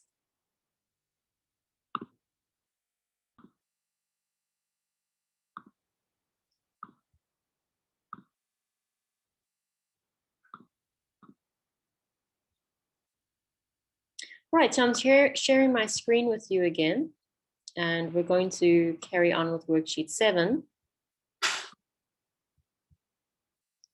and do one more type of question here, which is a short answer question. Right, which is this one over here. Okay, so we're going to carry on and listen to the second part of Paul the paleontologist's talk. And we have 4 short answer questions. So for any question where you need to listen and write down words from the talk, you have a word count. Okay, and that will always be above the question. So the word count for this is no more than 2 words. Okay, so that's very important. Don't write more than 2 words. It could mean that you write down 2 words for each answer, or you could write 1 word. For some questions, you must write 2. For example, question 4. So please read carefully. What 2 causes of megafauna extinction does Paul hope to study? Okay, so here they're asking you for 2 things. So if you write down 1, even if it's correct, they're going to mark it wrong, okay, because they're asking you for 2 answers. So please read them carefully, just in case you must write 2 things down. All right, so for question 4, you need definitely 2 words. For the others, it could be 1 or 2 words. There's a few things with short answer tasks that are important. So the first one is the word count. The second one is to look for how many words, if you need 2 words or 3 words for each one. Then there may be some technical terms that you're not familiar with. Okay, for example, in number 4, we have the word megafauna. Now, this is probably a word that you don't know the meaning of because it's a technical word. If you get any technical words like this, don't worry about them because they'll explain them to you. Usually, they'll explain them to you in the audio track. Okay. And you should still be able to answer the question even if you don't understand the meaning of these technical words, okay? Like the word detonator when we were doing the diagram completion. All right, so here the word megafauna, listen out for it. You'll probably get an explanation for this word, okay? But even if you don't, they'll use this word and you'll still be able to answer the question. The next thing is to have a look at the keywords and underline any keywords. Okay, so example number 1, what information does Paul get from the machine he mentions? So we need to underline machine and information. All right, so what information does he get from the machine? This is what you're going to listen for. Number 2, what did the government give Paul recently? So these are our keywords. Number 3, we're listening for modern day problems. Does he say that ancient animals can help with? Okay, so here are our keywords. The last one, 2 causes is important, megafauna extinction, and what does he hope to study? Okay, so these are our keywords, the important words in the question, but remember, you may not hear these words. You're probably going to hear some paraphrases of these words. So it's important to underline them so that you're ready to listen for paraphrases. Okay, you may not hear paraphrases of every single word. Some of them might be the same, but just remember that you may hear paraphrases. For example, you may not hear modern day problem. You may hear a different word like current problems, current issues. These are paraphrases that you could hear. Okay, so underline the keywords and then think about paraphrases, possible paraphrases. The last thing that's important is to write the words exactly as you hear them. This means if it's a plural, then you write a plural. Okay, meaning that you add an S. So if you hear a plural with an S, you write it as a plural with an S. If you hear a singular, then you write it as a singular. So this may mean that you need to add the word a in front, or possibly the word the. Okay, so if it's a plural, you add S at the end. If it's a singular, then you put a or the, an article in front of the word. But listen for the article that they use. Okay, so for example, if your answer is apple, don't write apple. Either you're going to put a apple if it's singular, or apples if it's plural for these types of questions. Okay, your answer also needs to make sense for the question, needs to make grammatical sense, okay, which is why if it's a plural answer, we use a plural. If it's a singular answer, then we put the article in front of it for this type of question. Okay, so please remember all of that. I'm going to give you some time to read the questions again, and then we're going to listen to the audio. Okay, so please remember the word count. I'll leave the keywords underlined for you so that they can help you to listen. All right, so quickly read the questions again. I'll play the audio in about 30 seconds.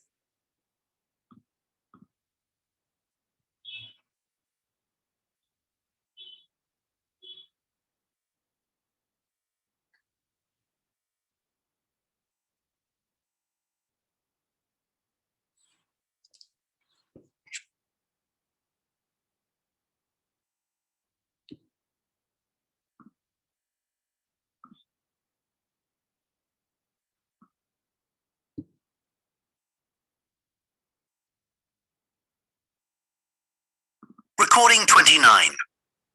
What I appreciate most about my work is the fact that I can turn the fossils I find into information we can actually use.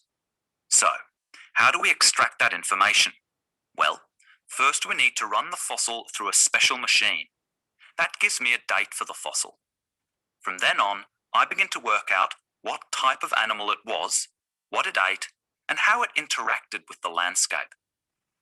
Earlier this year, I was lucky enough to be awarded a grant from a government funding body. Paleontology isn't only about the past, it can help with current issues too. For example, I plan to use these funds to excavate new areas and try to find out how ancient creatures evolved during their own period of climate change, just as animals today have to. In another project, I'm going to study fossil collections that are housed in museums around Australia. I'm doing that to try to find out when Australia's megafauna became extinct.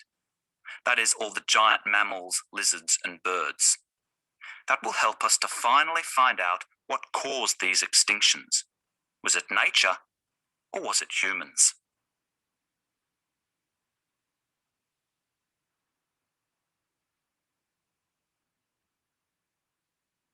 All right, let's have a look at the answers.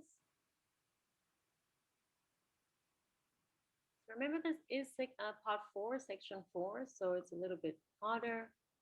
the hardest part of the test. So what is your answer for number 1? So we're looking for the information that Paul gets from the machine.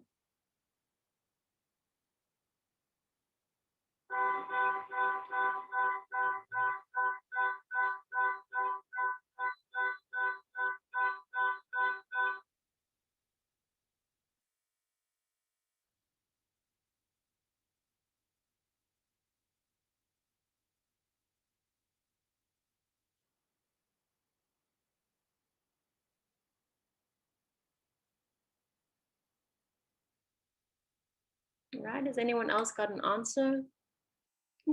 Just write it down, even if you're not sure. If it's wrong, I can explain to you why.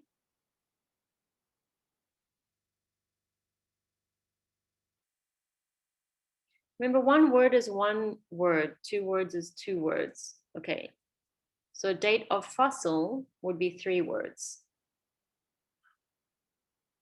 So any words, articles, prepositions, they count as a word. So the correct answer here is a date. And we must put a in front of it because it's singular, and that's what they said. It needs to make grammatical sense as well. So what information does Paul get from the machine? And we say date, that's not correct grammatically either. So he gets a date from the machine.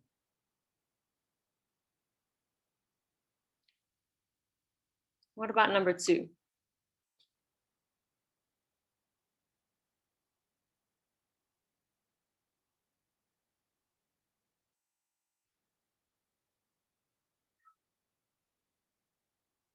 So there's 2 possible answers here because they use both of them in the audio. The first option is a grant. And the second option, which is also correct, is funds. But you must have funds with an S because that's what they used. Okay, so first he called it a grant, and later on in the audio, he called it funds. So either one of these options is correct, but anything different is not. If you say grant without a, incorrect. Fund without S, also incorrect. Funding award, they didn't say the word award. They did use the word funding, but not the word award. Okay, number 3 was a difficult question. So we're looking for a modern day problem that ancient animals can help with. That ancient animals can help modern day problems, modern day animals with.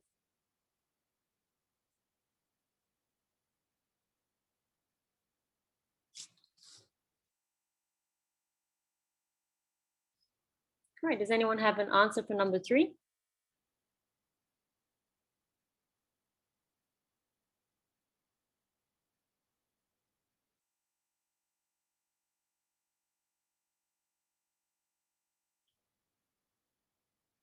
All right, good. Climate change is correct. Okay, climate change is a modern day problem, but also an ancient problem. Okay, and the last one, we need 2 words here. So what are the causes of megafauna extinction?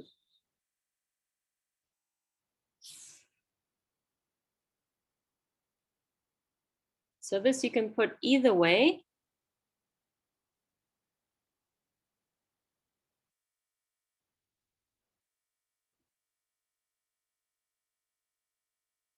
All right, so nature.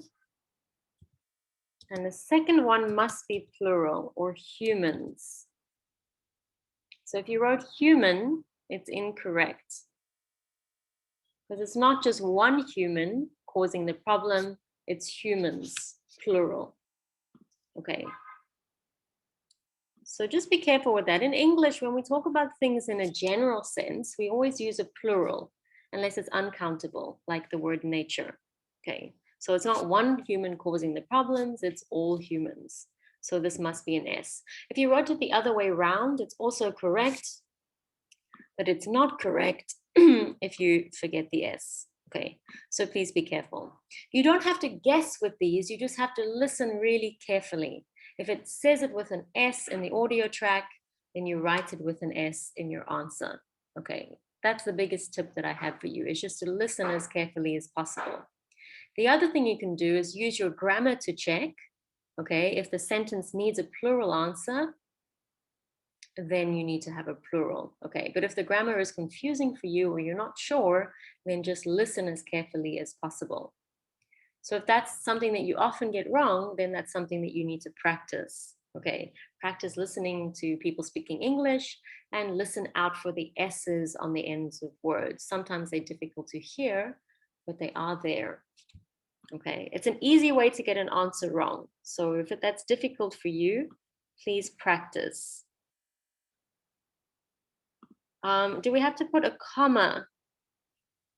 Because they're two separate words, you need to have a comma here. So climate change is one word or one topic, one concept, but these are two separate ones. So I think you will need a comma. But I'm not sure. They may sometimes give you a comma when you're writing it on the answer sheet, or if it's computer based, there may be a comma there already. So if there's no comma, I'm not actually sure if they'll mark it wrong. Some question papers, there may be a comma there for you already. Okay, but if it is two separate words, then the best thing for you to do would be to put a comma in between, because it's not nature humans, it's nature and humans. Okay, but we can't use the word and because then it would be three words. So yeah, just to be safe, if it's two separate words, put a comma in the middle. All right, let's move on to the next worksheet.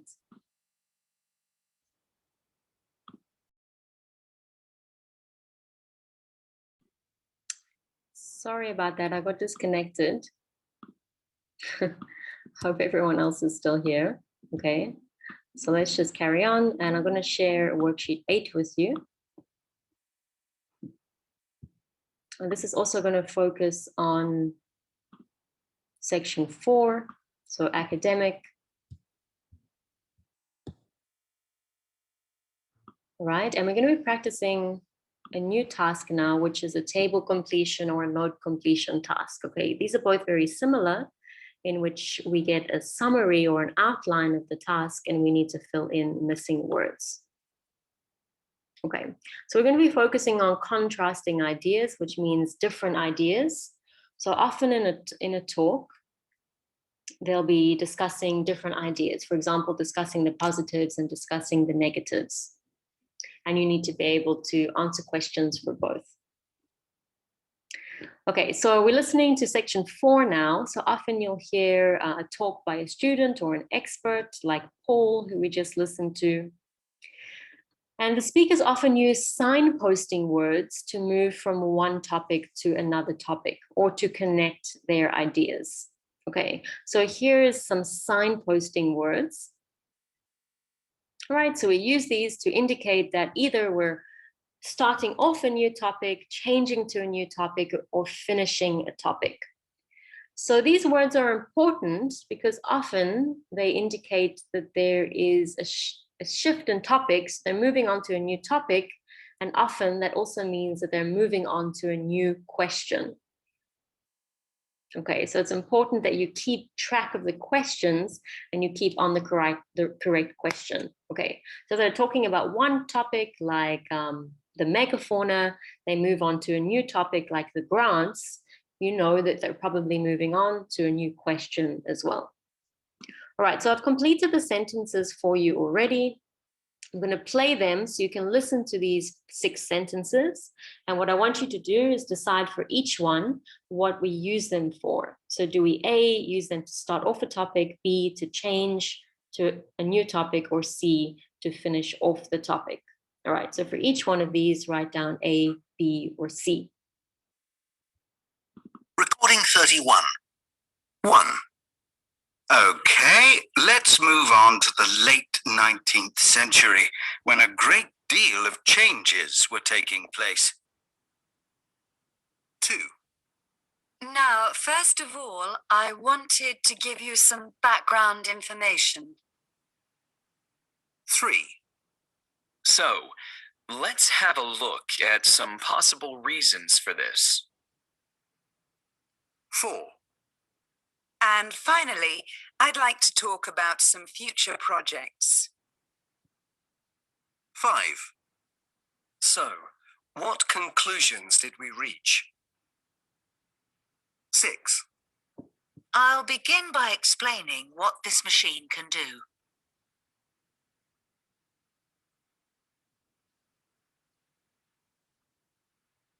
All right, so let's check. Please type A, B, or C in the chat box.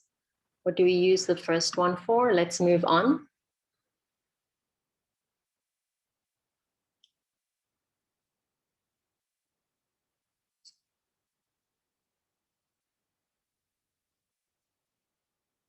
Great, B is correct. Okay, next one, number 2. First of all,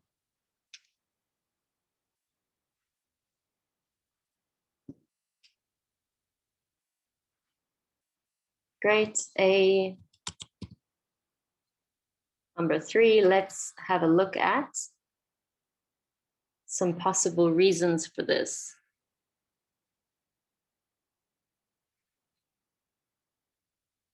So let's say we're talking about something like the experiment,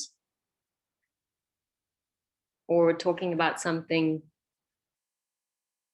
like a natural disaster. And now we want to talk about the reasons for the natural disaster. So we're using it in order to move to a new topic. Okay, so speaking about something else, now let's have a look at the next thing. Number 4, and finally,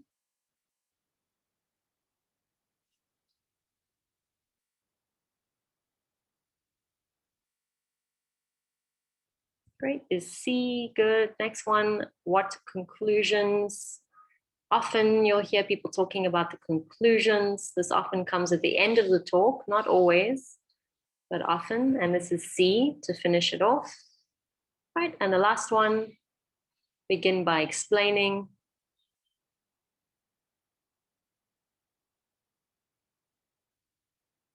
Okay, A is correct. Start it off. Okay, great.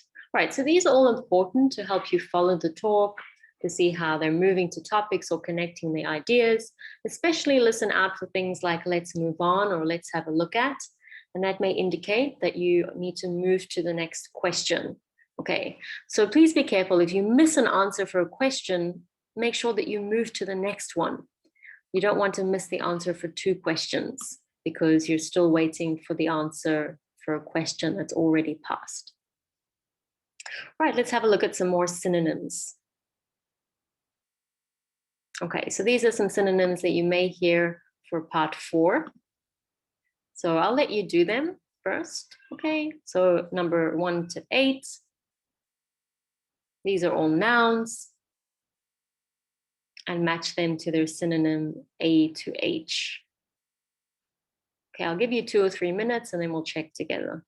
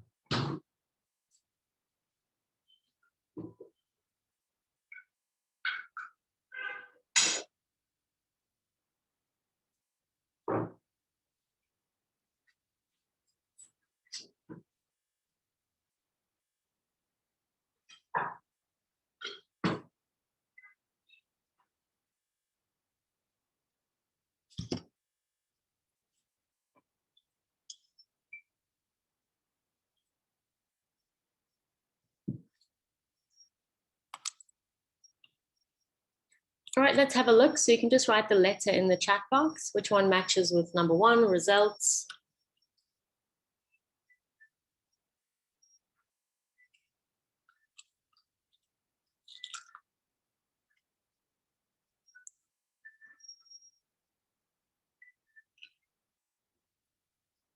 All right, so these are all words that we use quite a lot for section 4. So if you don't know them, write them down with the matching synonym. Because you could hear either one. D is correct. Next one, definition.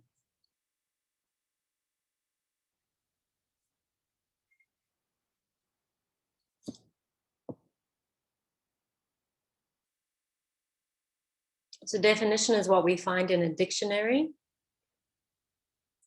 And it explains to us what a word means. Okay, so F is correct, meaning. Next one, challenges.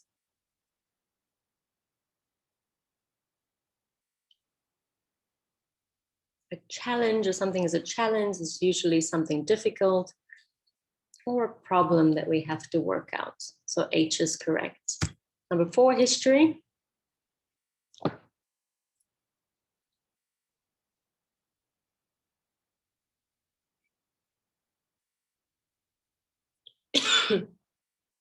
So somebody asks about your family history. They're also asking about your background, your family background. Number 5, we've done this one a few times. So we should know it by now. Good, B, benefits. All right, next one, disadvantages.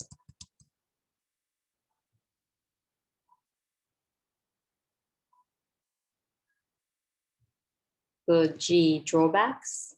Answers.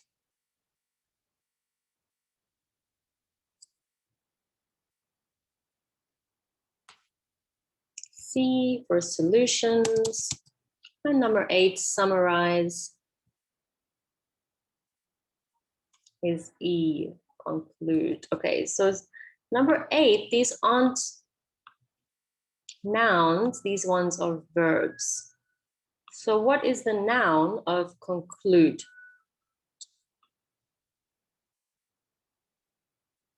What's the noun form of the verb conclude?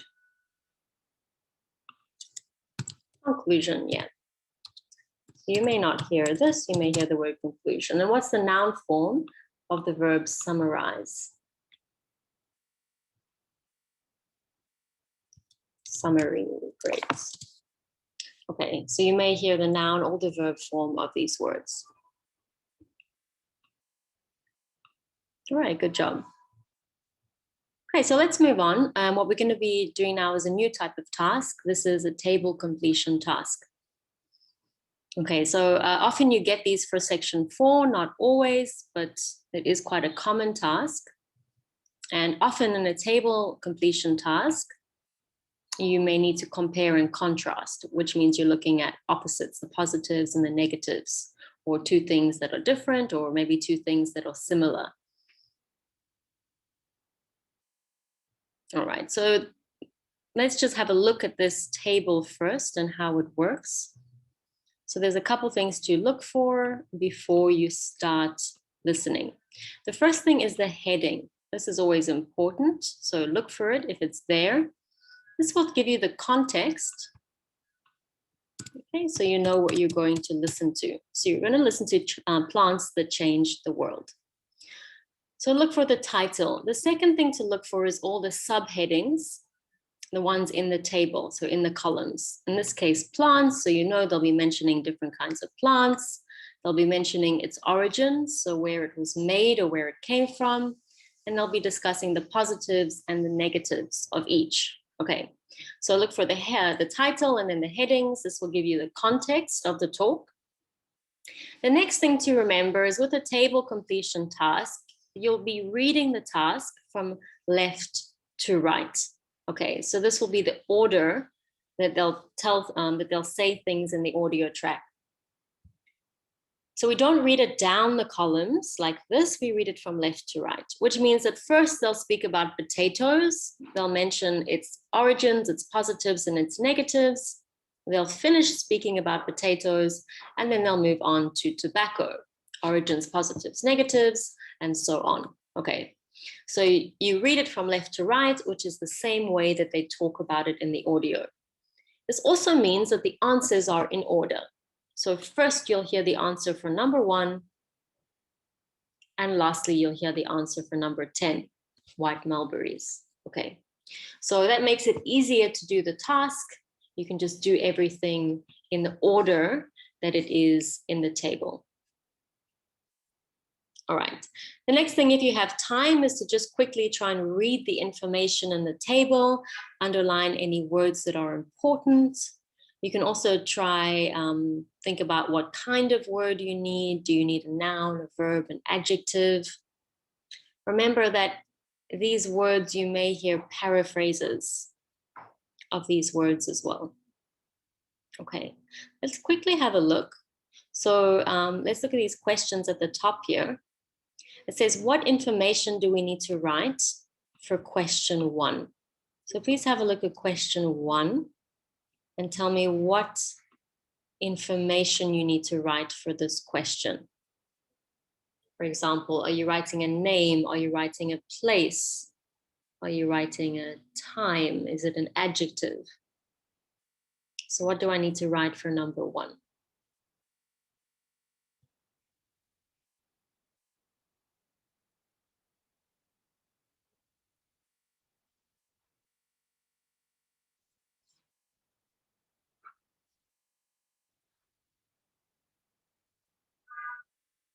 So Central and South America brought to some place by the Spaniards. Remember, they're talking about potatoes. Obviously, they're talking about potatoes being brought to a place.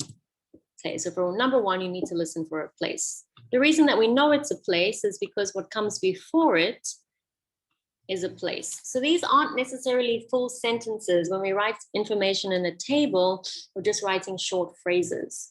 So use the information that comes before to help you answer the question as well. All right, so in the table we have columns. It says which column will focus on the benefits. Okay, we just did that. So benefits and positives. So they may not use the word positive, they may use a synonym. I'm trying to draw an arrow, but I'm drawing it the wrong way. Okay, so when they start to talk about benefits, you know they're on this column. When they start to talk about drawbacks, you know that they're talking about the negatives. So they may also use synonyms for the words in the headings as well. All right, last one, let's look at question 8, which is over here. And what do we need to write down for question 8?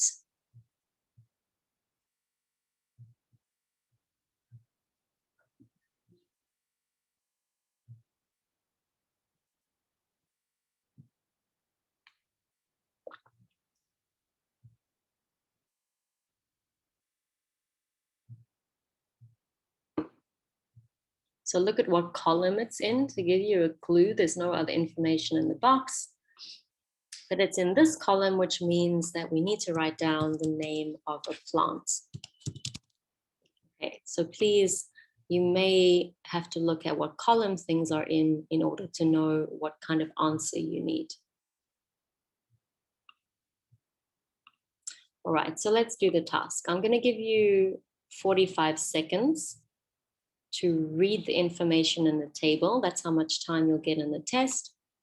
Also know that you need to fill in words, which means you have a word count. And the word count is 1 word only. Okay, remember spelling and remember to listen for plurals. Okay, so please read the table now and I'll play the audio in 45 seconds.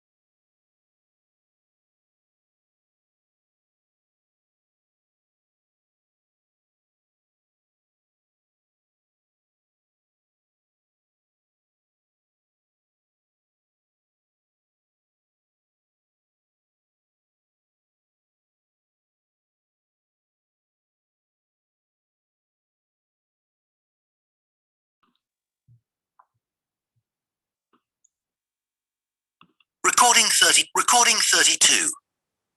In my talk today, I'm going to be looking at plants that have had an impact on our world and our history.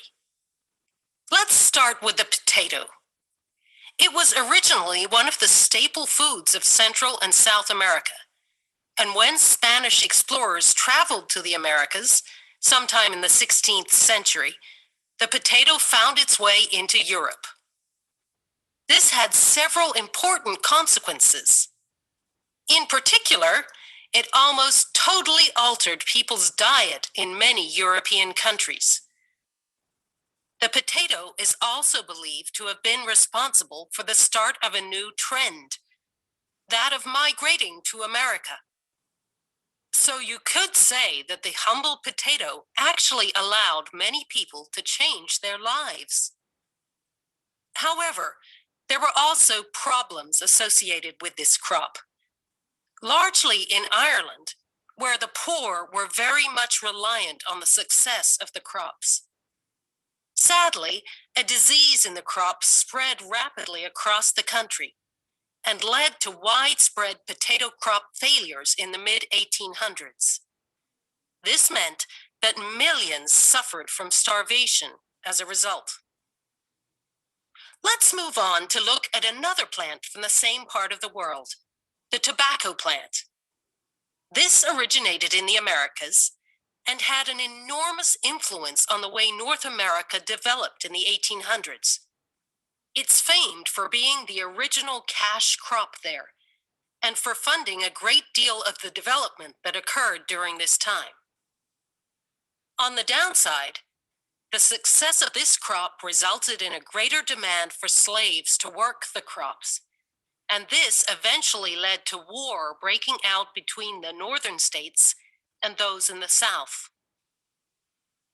Now, the next plant I'd like to mention is one known and used all around the world, tea. It originated in China, and in terms of its historical significance, it played a large part in the US independence from Great Britain. This came about because the British government declared that the colonies had to pay a tax on the produce brought into America. It was because of the protest against these taxes that the American Revolution came about. The final plant I'll look at today is the white mulberry. Again, it originated in China and had an enormous influence on development in this part of the world, in particular in establishing trade between the East and the West. Sadly, the increase in trade brought with it the spread of disease and weapons. Recording 33. In today. Right, I'll give you a few seconds. Just check your answers, check your spelling.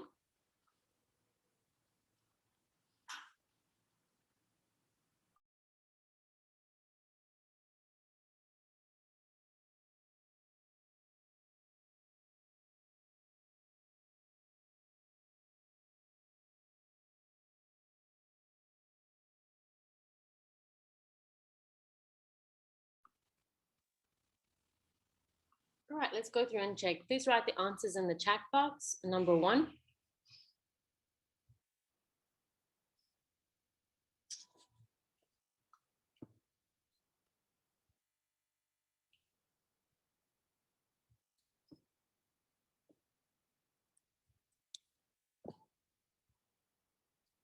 Europe is correct. Well done.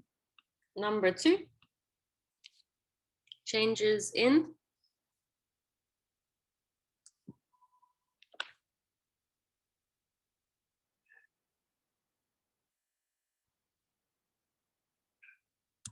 Good. Diet is correct.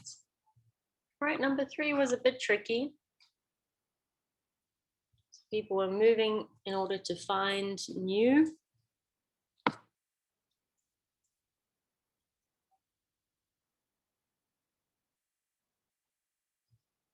All right, here's where you can use your grammar to check. The subject is people.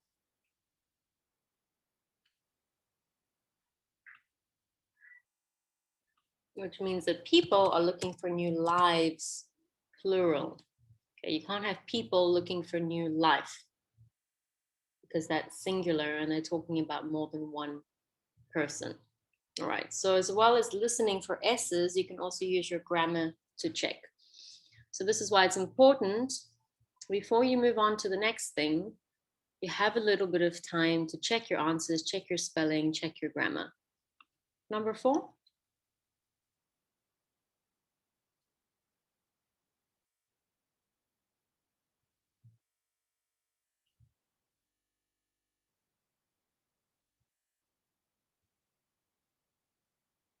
So it says the something became dependent on potatoes. So here we're looking for a person or a group of people.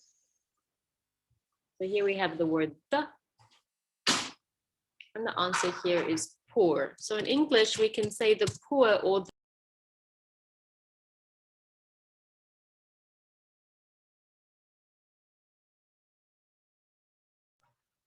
disconnected me again. Obviously, my Wi-Fi is not very good.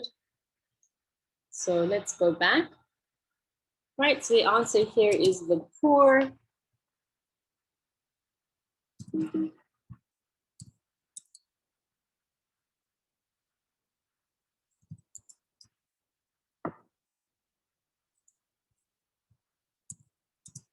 Okay, so in English, we can say the poor or the rich, referring to a group of people. Poor people and rich people. So we're using it not as an adjective, but as a noun. Okay, number 5.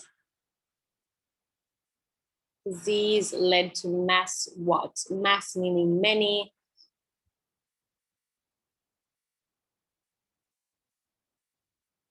Or widespread, a lot of people. Just be careful, the word spread is a verb. So you'd have to say the spread of what?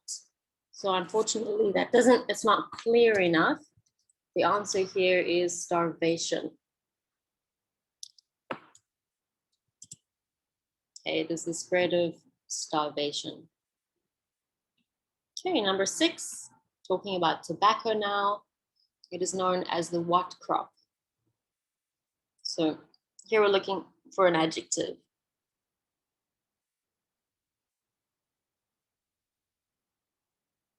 Okay, and the answer is cash, right? Cash crop, meaning money. So it's a crop that made a lot of money. Number 7.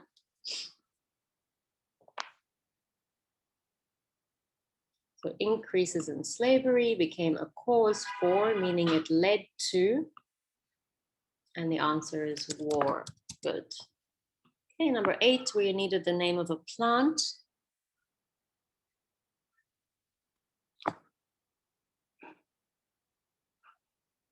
And the plant they mentioned is tea. Okay. Number 9, something that is imposed. So imposed meaning it's forced. It's not something that we want, but we have to do. So often governments impose things on us. Right, and the answer here is tax. Okay, the tax imposed. And number 10, last one, something between east and west. So if you're not sure, you didn't hear the answer, you could take a guess. What happens between east and west?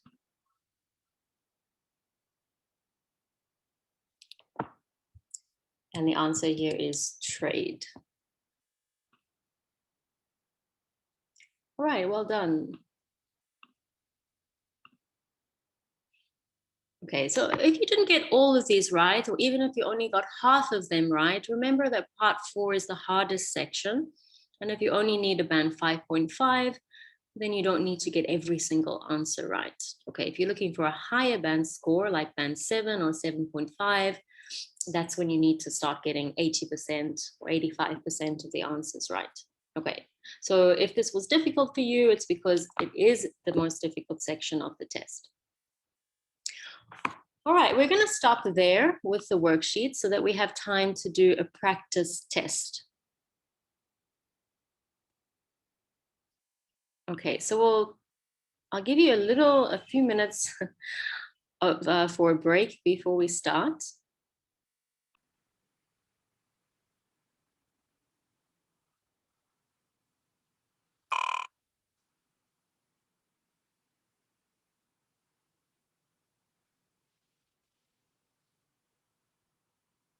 One to four.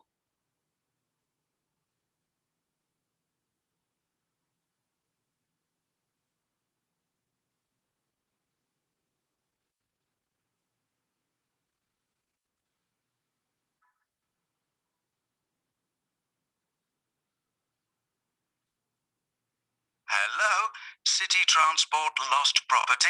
How can I help you? Oh, hello. Yes, I'm calling about a suitcase I lost yesterday. I don't suppose I'll get it back, but I thought I'd try. Well, some people do hand lost items in, so you might be lucky. Let's put the details into the computer. Okay. Right, so let's start with a description of the suitcase. Okay, well, it's small, and it's the type you can pull along on wheels. How about the colour? Yes, it's black, but not exactly plain black. It has some narrow stripes down it, sort of grey. Actually, no, they're white, now I think about it. Okay, I'll just add that information. Now, were there any items inside it? Yes, I had a big bunch of keys in there. Luckily, my assistant manager has an identical set, so she's going out this morning to get some copies made. So, therefore, your office... That's right. My house keys were in my pocket, thank goodness. Anything else? There were a lot of documents, but they're saved on my laptop anyway, so they don't matter so much. But the thing I'm really worried about, I mean, I haven't even taken it out of the box yet, is a camera I just bought. That's really why I'm calling. I can't believe I've lost it already. I see. Well, let's hope we can find it for you. Was there anything else? I don't think so. Any credit cards? They were in my handbag, and I had my passport inside my jacket pocket. Before you hear the rest of the conversation, you will have some time to look at the questions 5 to 10.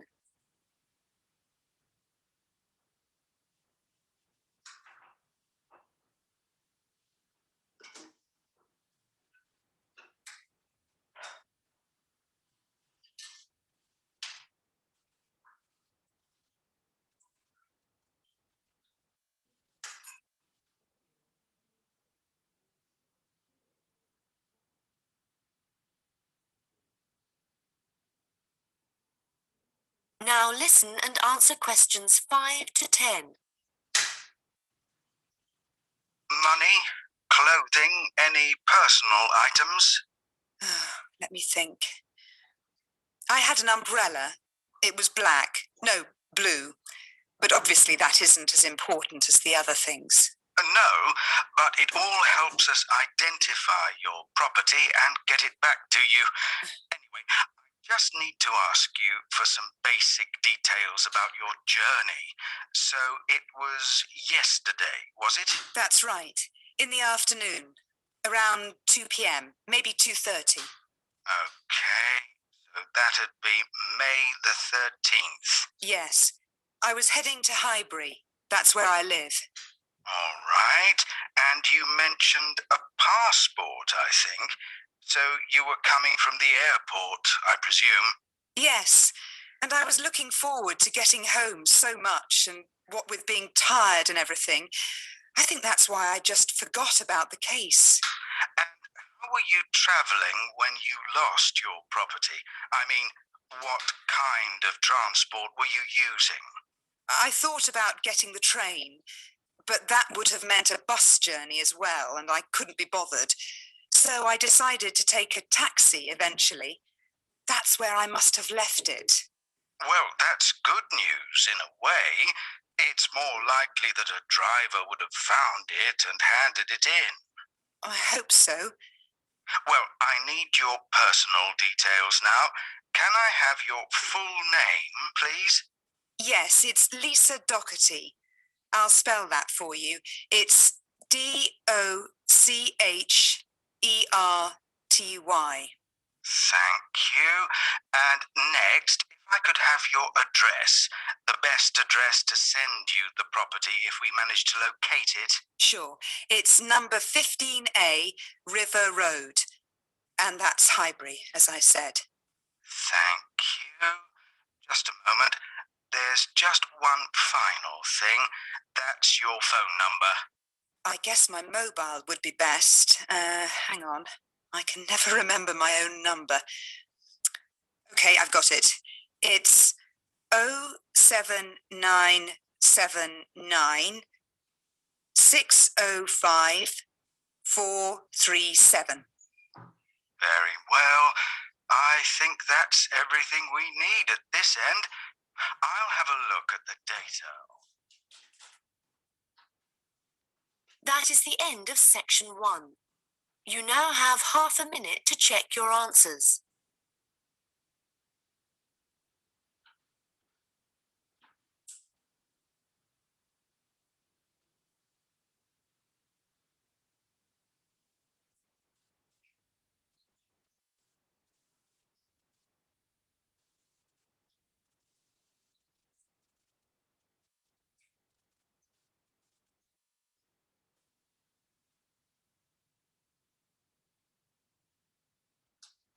Now turn to section 2.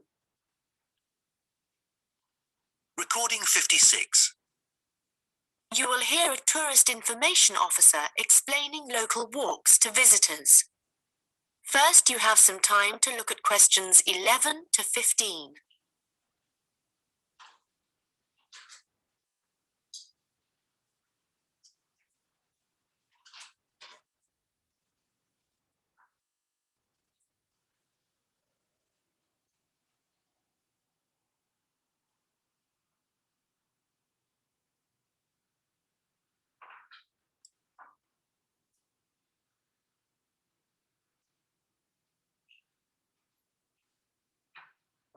Welcome to everyone here. I hope you enjoy your stay in our village and enjoy the local scenery. I'll tell you a bit about the forest and mountain tracks in a minute. But first, I'll just give you an idea of where everything is in the village. So, we're here in the Tourist Information Center, and when you come out of the center, you're on Willow Lane, just opposite the pond. If you want to get to the supermarket for your supplies of food and water, go right. That's the quickest way, and then turn right at the top of Willow Lane.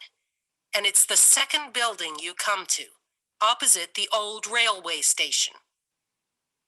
If you're planning on doing some serious climbing and you need some equipment, we do have an excellent climbing supply store just 5 minutes walk away. Turn left once you're outside the Tourist Information Center. Take Willow Lane all the way up to Pine Street. You want to go left along here. Then keep walking and go up Mountain Road on your right until you come to the next turning on the left. Head down there and you'll come to the climbing supplies store. If you get to the small building that sells ski passes, you'll know you've gone too far. You also need to head to Pine Street for the museum. It's small, but well worth a visit if you're interested in the history of the village and the old gold mining industry. So, when you reach Pine Street from here, you'll see the old railway line on the other side of the road. Turn left into Pine Street and keep going until you come to Mountain Road. And just past here, the museum will be on your left, just behind the railway line. Don't worry about crossing over the tracks. The train stopped running through here in 1985. If you're planning on following one of the easier forest walks, you might like to hire a bicycle. To get to the hire shop, again, you need to head to Pine Street. On the left-hand side of Pine Street, you'll see the town hall. Go down the little road that you come to just before it, and you'll find the bike hire shop just behind the hall. They have a good range of bikes, so I'm sure you'll find something that suits your needs. Last but not least, if you're hungry after a long day's trek, I can recommend our local cafe. Again, when you leave the Tourist Information Center, turn right and follow Willow Lane until it joins Pine Street. And right opposite, on the far side of the railway tracks, is the cafe. Before you hear the rest of the conversation, you will have some time to look at the questions 16 to 20.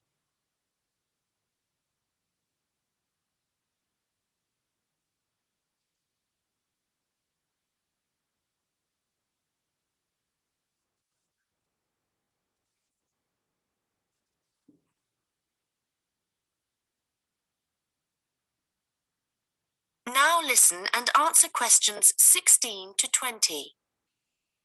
Okay, let me tell you a little bit about the different tracks we have here.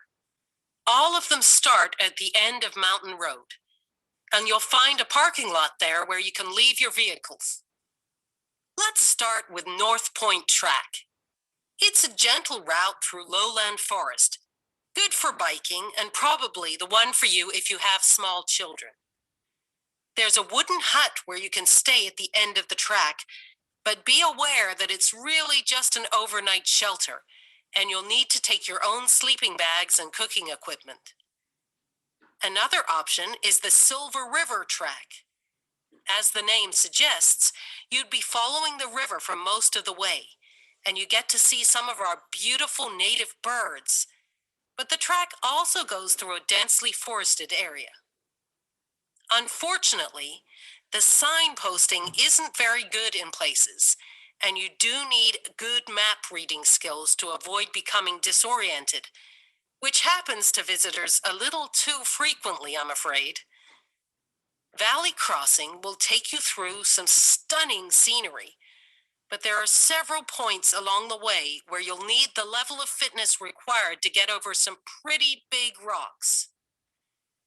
Stonebridge is one of the shorter tracks, but very steep as it takes you up to the waterfall, and you do need to be in good condition to manage it. Lastly, the Henderson Ridge track will take you all the way to the summit of the mountain. Do bear in mind, though, that at this time of year, the weather is very changeable, and if the cloud suddenly descends, it's all too easy to wander off the track. It's best to check with us for a weather report on the morning you think you want to go. On the way to the summit, there's a hotel which provides comfortable rooms and quality meals, so it's worth climbing all the... That is the end of section 2. You now have half a minute to check your answers.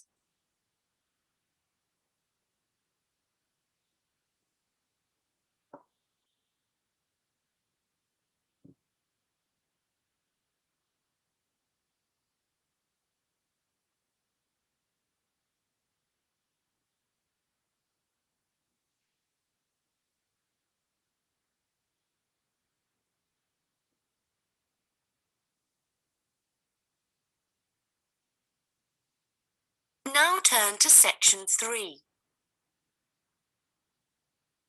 Recording 57. You will hear a student discussing his case study with his tutor. First, you have some time to look at questions 21 to 25.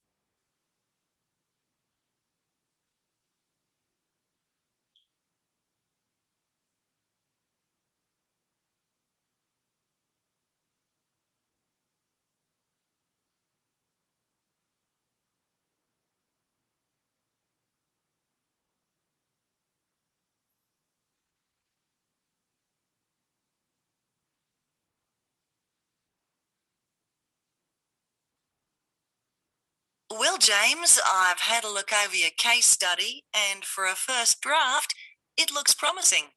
I have to be honest. When you told us we had to write about a furniture company, It didn't sound like the kind of thing that would interest me. But since then, I've changed my mind. Why's that? Well, as you know, Furniture Rossi is an Australian company, still comparatively small compared to some of the high street stores, but it's got plans to expand into foreign markets. So I chose it for that reason. It's going through a transition. It's a family-run business aiming to build a global brand. All right, and you've made that clear in your writing. One thing, though, that I think you've overlooked is why Luca Rossi started a furniture company here in Australia in the first place. Well, he'd just got an arts degree, hadn't he? And people were trying to talk him into an academic profession, but he wanted a practical job, something he thought would be more satisfying in the long run. His grandfather had been a craftsman. He'd made furniture in Italy, and he'd passed this skill on to Luca's father. And, well, Luca thought he'd like to continue the tradition. Yes, that was the motivation behind his decision. And what was it, do you think, that gave Furniture Rossi a competitive edge over other furniture companies? I wouldn't think it was price. It's always been at the higher end of the market. But according to my research, it was to do with the attitude of the employees. They were really focused on giving good customer service. Yes, Luca Rossi insisted on that. Their promotional campaigns also emphasised the fact that the wood only came from Australian forests. But that was the case with their rivals too, so it wouldn't have made them stand out. Okay, we'll have a careful look at the content of your case study in a minute, but I just want to make a general comment first before you start writing your second draft. Okay. Yes, what I'd like to see more of is your opinion. A bit more critical thinking rather than the bare facts. But it's good to see you've been careful with your referencing this time. Thanks. And I read and reread my work, so I'm pretty sure there aren't any errors with the language. Yes, it's fine. Oh, but there's one other thing I could probably mention at this point. Yes? Well, at the end of term, you'll also be giving a presentation, also on Furniture Rossi. Yes. I haven't given it much thought yet. Understandably, but while you're writing the case study, I'd recommend you think about what kind of information would be suitable to use in your presentation. Remember, the last time you gave a presentation on a company, you spent a considerable part of the time providing the audience with financial data. But they probably needed to hear more about company strategy. Yes. I did concentrate rather too much on the figures. I'll make sure there's a balance this time. Good.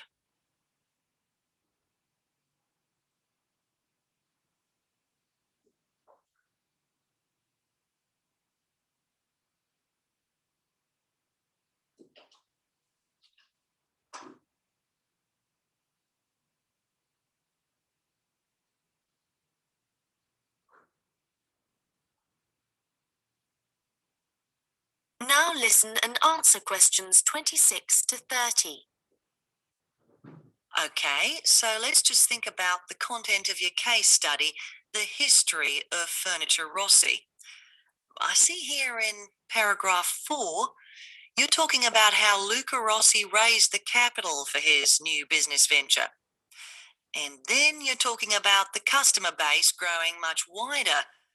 But what was it that prompted this growth? Well, that was to do with the quality of the furniture products that the company was selling. People loved that it was all handmade and would last. And because demand from customers kept growing? Well, then Rossi needed to take on more craftsmen so they could make sure the orders were ready on time. And then he also had to set up 2 new warehouses to make distribution quicker. Yes, and from there, the company really grew. But think what happened next. They started looking at ways to increase their profits and called in a consultant. And what he saw immediately was that the infrastructure was completely outdated. They were paying 3 full-time admin staff just for data entry.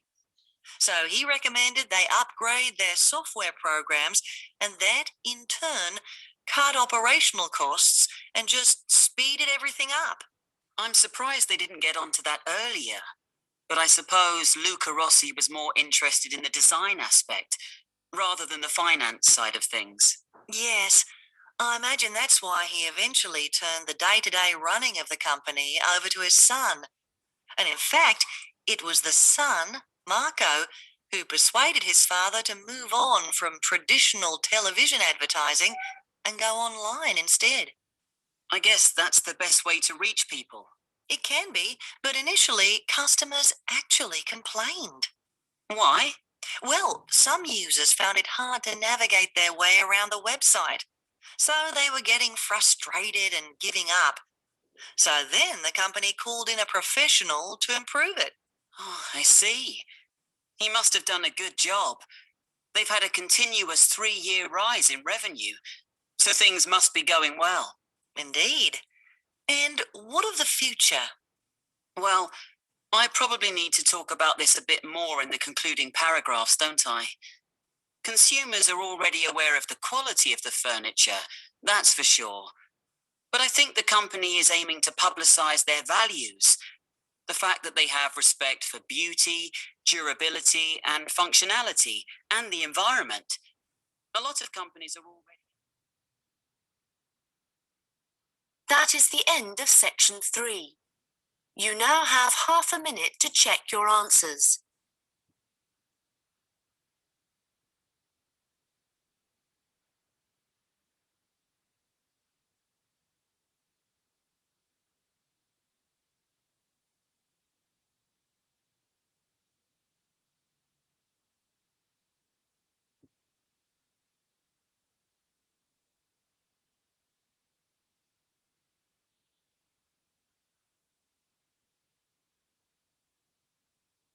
Now turn to section 4.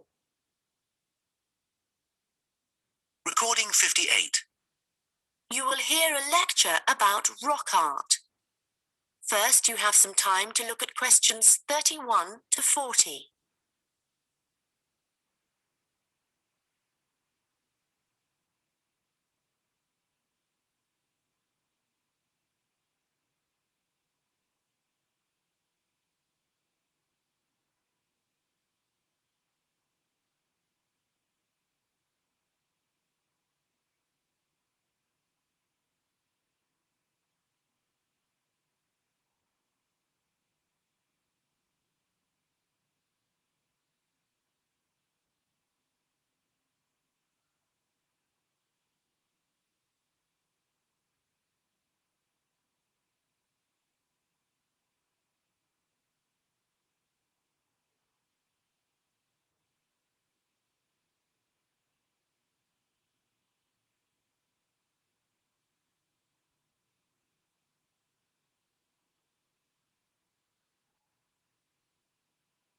Now listen carefully and answer questions 31 to 40. Hello, everyone, and welcome. As part of this series of lectures on the development of early humans, today we are looking at rock art, the paintings and drawings produced by prehistoric peoples as they spread across the continents. If you've been lucky enough to look at a piece of rock art close up, you will know it's an experience that makes you wonder about the passage of time and our own history. But rock art also has a practical value for researchers, and let's start by considering why that is. Firstly, it provides vital information about the way that people evolved, information not always easily obtainable from excavated artifacts alone. Secondly, rock art tells us about migration, where people came from and where perhaps they went next. Rock art is found all over the world, and this in itself is not surprising. But what is rather amazing, you might think, is how similar some images are, whether you're looking at a rock face in South Africa or standing inside a cave in Spain. Let me give you an example. When our ancestors drew humans, they would often draw them as stick figures. But if they drew a face, then the eyes were almost always very prominent, very open and wide. And of course, animals are very common in rock art. But one animal which is very interesting to researchers is the lizard, because whenever you see a prehistoric painting of one, it's depicted either in profile or looking down on it from above. And these drawings are produced by people of totally different cultural backgrounds. Amazing. But how can this be the case, that similar artistic styles exist in such distant locations? In the past, archaeologists believed that trade must have brought people together and that it gave them the opportunity to observe each other's culture, including art styles. But this didn't prove to be the case. Recently, researchers have come up with a new theory. They believe that the brains of our ancestors evolved to notice certain images before others, and this was important, actually essential, because in an environment full of constant danger, it was necessary for survival. So the need to quickly recognize things that could be helpful or harmful could have had a great influence on rock art and explain why some images are more common across cultures than others. Later on, there would have been other reasons why communities produced art, certainly for spiritual and social purposes, and no doubt for political ones too, as different tribes looked for allies and struggled against their enemies.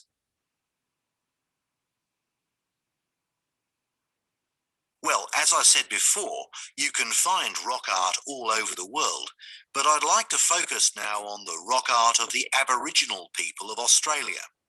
The images that survive in this part of the world span at least 20,000 years.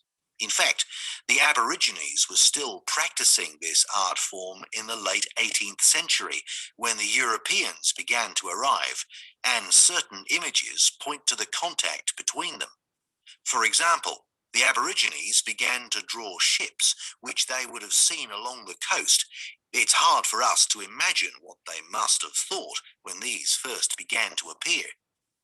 Another image that is evidence of European arrival is that of horses, an animal that would have been very alien to the Australian landscape. It isn't actually known how many sites there are across Australia where rock art can be found, but unfortunately we do know that much of the art is being lost to us.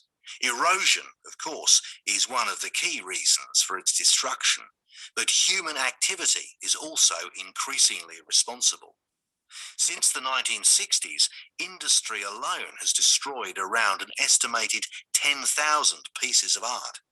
At this rate, in 50 years, half of all Australian rock art could have disappeared for good. Vandalism is sadly another factor, and although most people, I believe, would wish to preserve this art, I'm afraid that tourism is another reason why the art is disappearing. In some cases, the art is damaged when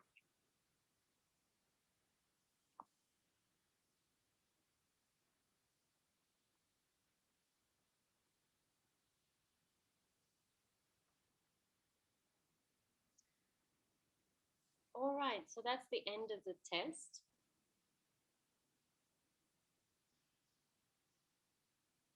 Right, so we're going to just take 5 minutes to check the answers. So I'm going to share my screen with you.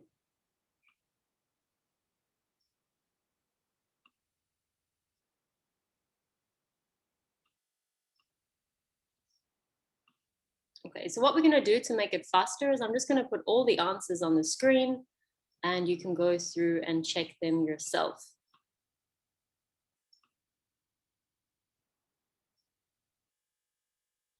All right, so they're here in red, section 1, 2, 3, and 4.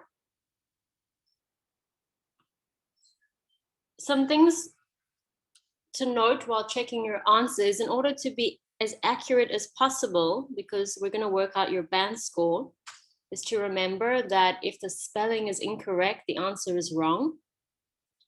Also, if you have too many words, the answer is wrong.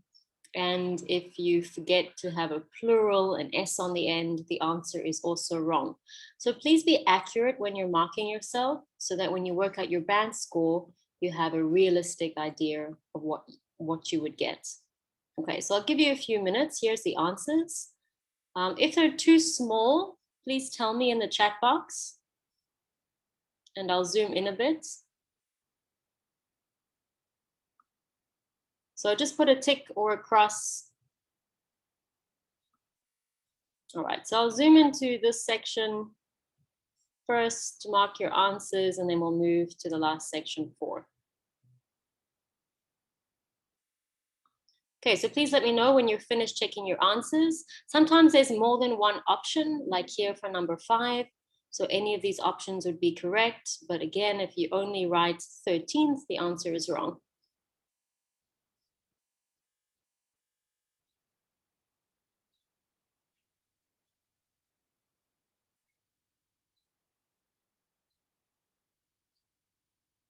Yeah, so any of these options here are correct.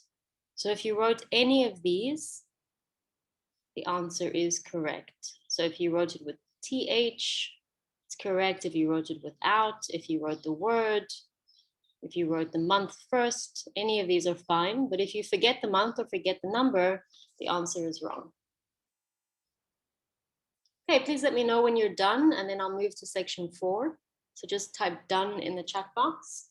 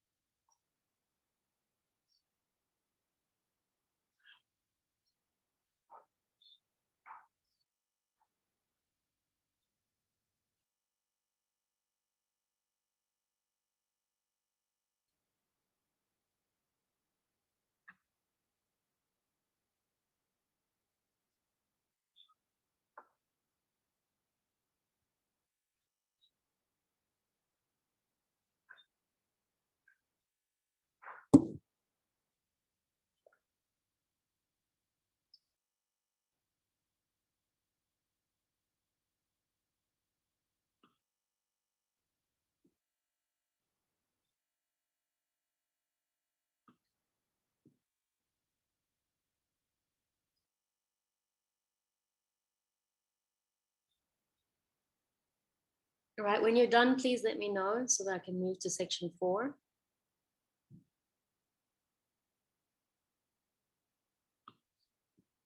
Okay, it seems like most of you are done, so let's move on.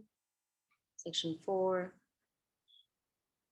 Please check your spelling here. Also remember the plural. If you didn't add an S, the answer is wrong, unfortunately.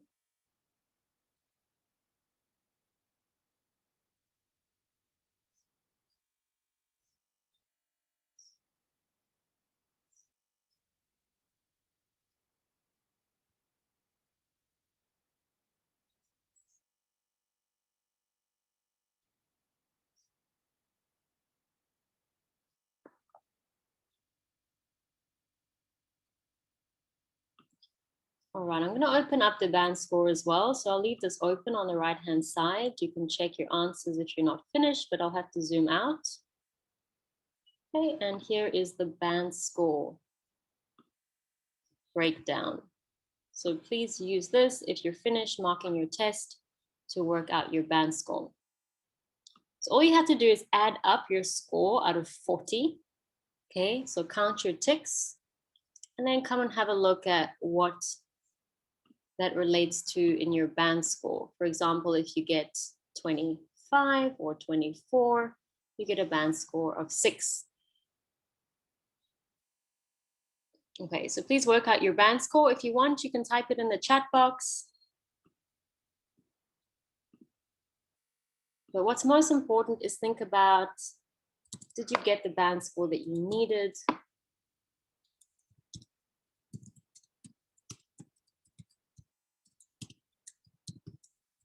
Okay, so please think about this question once you've worked out your band score.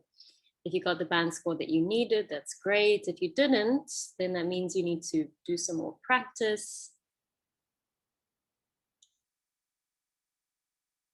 Think about what is the difference. Do I need an extra half? Do I need an extra 2 in my band score? So what's the difference between what you need and what you got for this test? All right, so work out your score out of 40, and then you can work out your band score.